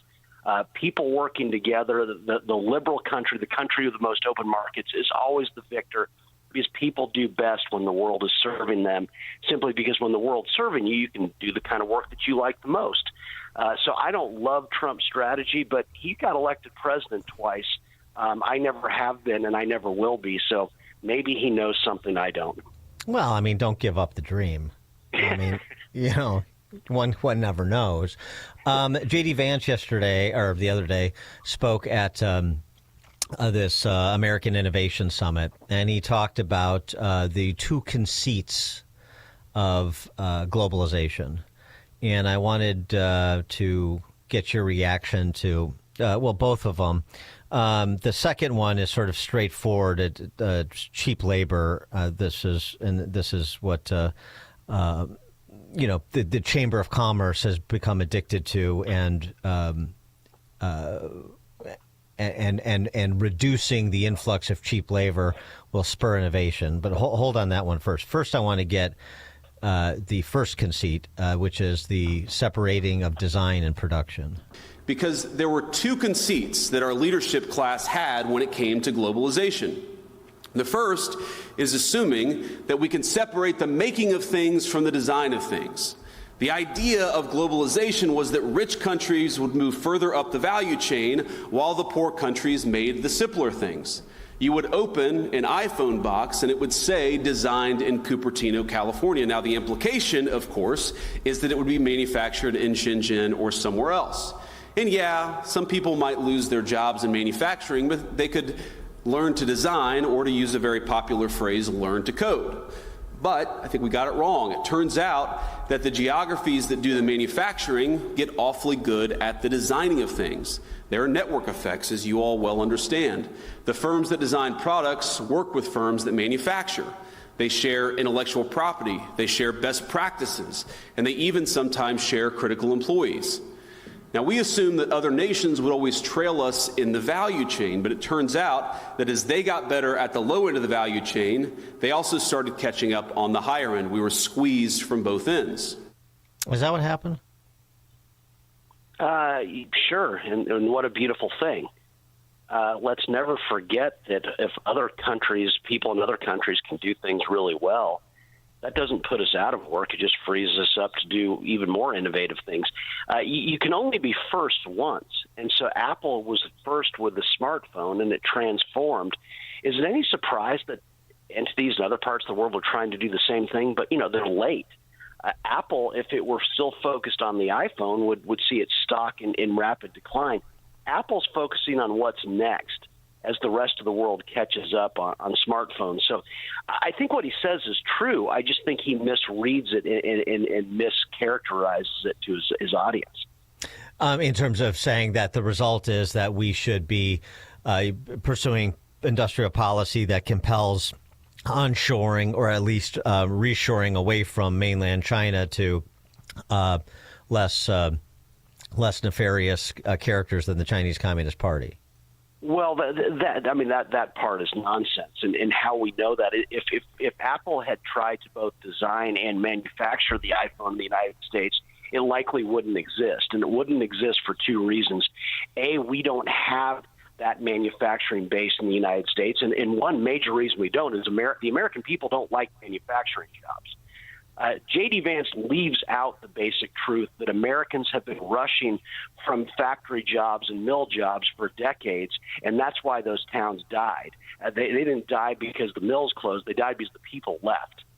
And so we wouldn't have been able to make the iPhone in the first place. And even if we'd been able to, it would have been so expensive that it wouldn't have become a global device. And so Apple became the most valuable company in the world precisely because it used global cooperation to create it. And the consequence is the jobs multiplier in Silicon Valley is enormous. Vance looks at the tech workers, but look at the baristas, look at the personal trainers, look at the lawyers, doctors, investment bankers, all the people who have really good jobs because Apple is thriving there. And so he totally mischaracterizes the genius of us working with people around the world. But now, I mean, are you completely indifferent to America having a manufacturing base or not based on the preferences of the American people, for example? I mean, because one would argue, I think, and there's a lot of truth to this, that sort of manufacturing is a force multiplier when it comes to wealth creation in a way that a lot of service sector industries are not. Yeah, I'm completely indifferent to it. What I want is businesses to do what they do best. We don't do manufacturing well. That's a compliment to the United States. That's not a negative thing. I can't stress enough again that if you look at the manufacturing sectors of the United States, they call them Rust Belt for a reason. The people did not want those jobs. Bruce Springsteen wrote lots of songs about the genius of factories, but by his own admission, he'd never even entered in one. These are things that people romanticize that have nothing to do with reality. Those who've actually worked in factories, they would always tell their kids, we're working in these factories so that you don't have to. Go somewhere else. Follow your dreams. Don't do this. And so, you don't need a manufacturing sector any more than you need a banana sector. What you need is you need productivity, and productivity is born with dividing up the work with an increasing number of hands and machines around the world. That's why we're the richest country on earth, that we don't discriminate in terms of where our production comes from. So what would you say to Mike Rowe and his foundation that provides scholarships to young people who don't want to go to college? They want to become, tradesmen, electricians, operating engineers, carpenters, what have you, as well as a lot of push on curriculum at the secondary level and then the apprentice level as a lead-in, for, again, people to not go to college but to get into the trades and build stuff? I'd say thumbs up. College is vastly overrated. It's never made any sense in a trade sense. There's nothing college can teach you that you can't already learn by being on the job.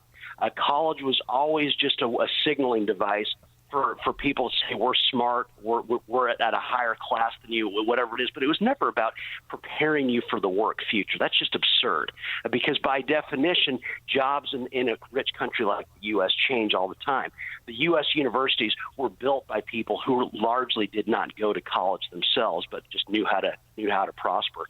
And so I've got nothing against that. And certainly, in a world that is increasingly specialized, I think people who are skillful in the way of making things, making furniture, making things in very specialized ways, they've got a huge future in a country like the United States. But bespoke things, whereas technology will automate so many of the things that are commoditized, is your point? Oh, that's going to be great. What could be better than to have, if you are an individual who's got really good skills at creating things, what could be better than to have machines doing all the things that you don't have time to do or that limit your genius so that you can focus on what you do best? I mean, what did they say about coal? They said about coal that its rollout was the equivalent of giving every individual American worker something like 20 full-time assistants. And so any machine doesn't put us out of work. It just allows us to specialize. It's the Adam Smith pin factory all over again. One man working alone can maybe produce one pin per day, but one man working with several other people can produce tens of thousands.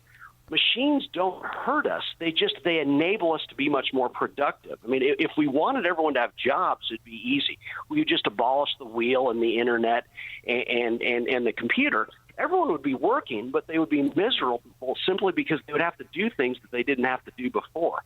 Machines don't hurt us. They just allow us to specialize in the way that people working alongside us allow us to specialize. The cheap labor argument that J.D. Vance suggested was the second conceit of globalization. the influx of cheap labor, reducing, the argument goes, reducing the wages that Americans earn, replacing Americans in the workforce. And they touted the February jobs report as a significant increase in job creation that was filled by Americans as opposed to non-American citizens. What do you think about that argument, and how far are you willing to go when it comes to the sort of global free movement of labor? Oh, come on. J.D. Vance is talking nonsense. And how we know this is, where does the vast majority of investment in the United States go? It goes to San Francisco, New York, Boston, Dallas. So what does that tell you? It tells you that businesses, investors want expensive labor.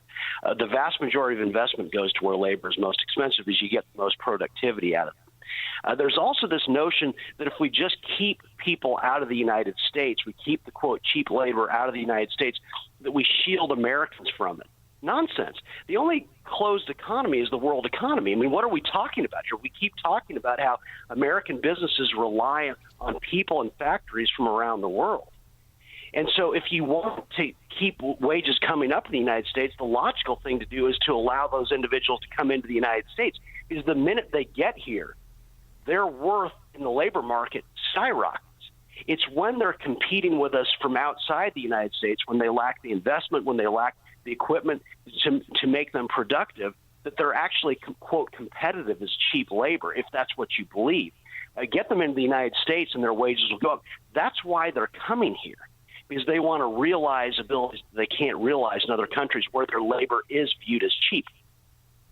Right. So, I mean, do you, if that's your perspective, then with respect to the various visa programs that provide for people to come into this country and work or work temporarily, is that the way we should do it? Or we should have just some sort of vetting process to make sure that people are going to work, you're not going to receive any welfare benefits, and come whoever may?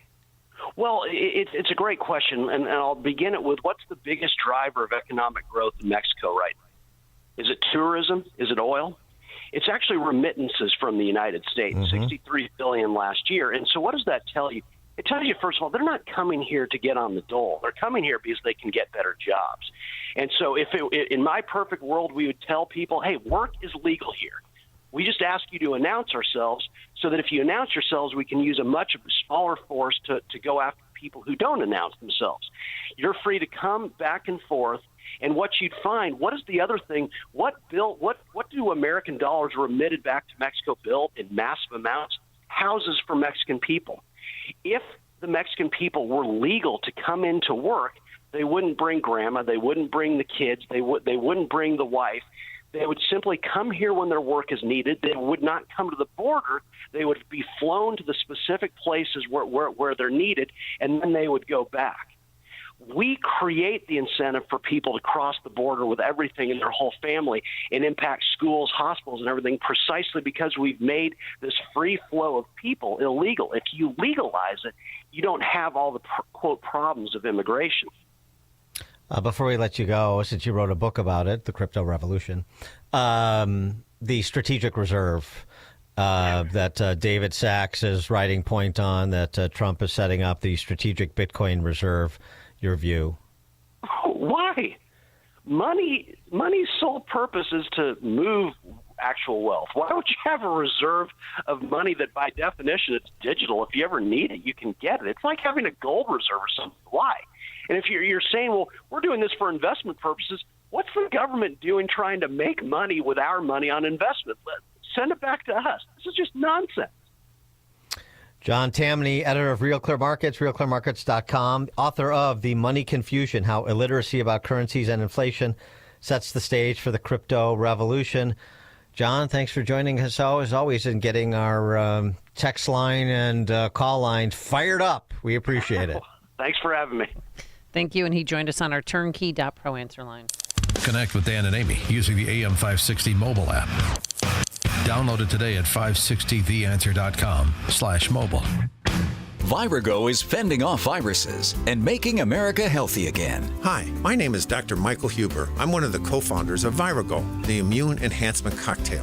Here are what some Virago users have to say. I started using Virago a little more than a year ago. I have 3 school-age kids, and they are constantly bringing home whatever bug is going around school, whether it's a cold, a sore throat, whatever it is. Everyone in the house was getting sick. I started taking Virago to help boost my immune system, and it worked. I haven't been sick since starting Virago. I use just a half a dose daily unless I feel like I'm getting something. Then I'll take a full dose for a day or 2, and I'm fine. I also feel great and more on top of my game, like my memory is sharper. I'm not forgetting things. I absolutely recommend Virago. Boost your immune system with Virago. Order your bottle today. Visit myvirago.com. That's myvirago.com. And use promo code IMMUNE to get 30% off. That's myvirago.com. Use coupon code IMMUNE to save 30%. Virago and Maha, making America healthy again. It's Dr. David Kolbaba. Hey, let me tell you about our age analysis assessment. It takes just a few seconds to scan for those advanced glycated end products that cause premature aging. And then we'll briefly go over your results and give you a few things for you to do to improve. And then we'll retest you in about 60 days. And you'll pay our special low price for your first assessment, and I'll pay for your second one. That's right, your follow-up age analysis assessment is on me. And we're going to compare your biologic age with your chronologic age, and then we're going to help you determine if your biologic age is on par with your chronologic age. But you got to make that call today, not tomorrow, but today. It's our Health Quest radio hotline, 800-794-1855. That's 800-794-1855. Second assessment free if you make that call right now. 800-794-1855. It's Health Quest Radio with me, Dr. David Kolbaba, Saturday mornings at 11. Come on with this, people. Move it! Did you really think you could make that company deliver yourself? Oh, I cannot handle any more traffic. You could be getting much more done at your place of business. I've wasted 45 minutes and now this place is gonna close. Time is money. Let Quick Delivery Service take on the traffic hassle for you. They'll deliver almost anything, from large pallets of materials to important documents, or both. No forms, no labels, no scanning. Just tell Quick Delivery Service where it's going, they'll pick it up, and get it to your destination quickly. Your cargo delivery is tracked in real time with GPS. Notifications are delivered right to your inbox. Visit QuickDelivery.com. That's QuickDelivery.com. Or you can deliver like this. Seriously, another train? Or get your delivery there on time with QuickDelivery.com. Or call 847-534-2244. 847-534-2244. You heard me talk about Relief Factor and how so many people enjoy a better, more pain-free life because of it. If you're dealing with everyday pain, it makes sense you'd want to try it first. Well, Relief Factor makes that pretty pain-free too with their 3-week Quick Start Kit for only $19.95, less than $1 a day. Relief Factor is a daily supplement that fights pain naturally. Relief Factor doesn't just mask pain temporarily, it helps reduce or eliminate pain. Visit ReliefFactor.com or call 1-800-4-RELIEF, 800-4-RELIEF for Relief Factor. With Progressive's collision coverage, my family gets up to $1,000 for vet bills if I'm injured in a car accident. And that makes this Chihuahua really feel like part of the family. What's that? I don't sound like a Chihuahua? Oh, I'm sorry. What exactly am I supposed to sound like? I guess all Chihuahuas are high-strung, riding around in expensive designer purses. Actually, I prefer riding in cars. So I appreciate that my family protects me with Progressive's pet collision coverage. Okay, maybe I am a little high-strung. Progressive Casualty Insurance Company and affiliates. Not available in all states. Coverage for dogs and cats is included with the purchase of collision coverage and is subject to policy terms. Gain insight into building strong marriages and raising godly children with Focus on the Family with Jim Daly each weekday at 11:30 a.m. on our sister station, AM 1160. Hope for your life. AM 560. The Answer. Bad day to forget my cell phone, Dan. Bad day. Got a flat tire, no spare. No way to order an Uber. It's fun. I love technology. You know what? I could use one of those driverless Uber cars from Phoenix that we spoke about earlier. Bemoaning them, and now you need one. Yeah, now I need one. All right. Thanks so much for making us part of your morning, part of your lives. We're back here bright and early tomorrow morning at 5 a.m. Thanks also to Justin Kosick, our technical producer, and Quinn McCarthy, our executive producer. Today it's going to be sunny and then possible snow showers on and off throughout the day. Wind gusts of up to 40 miles per hour. So be careful out there. It is now 9 a.m. WIND Chicago. A 2-month report card. I'm Chris Foster, Fox News. President Trump's second term in office started 2 months ago today. There are new Fox polls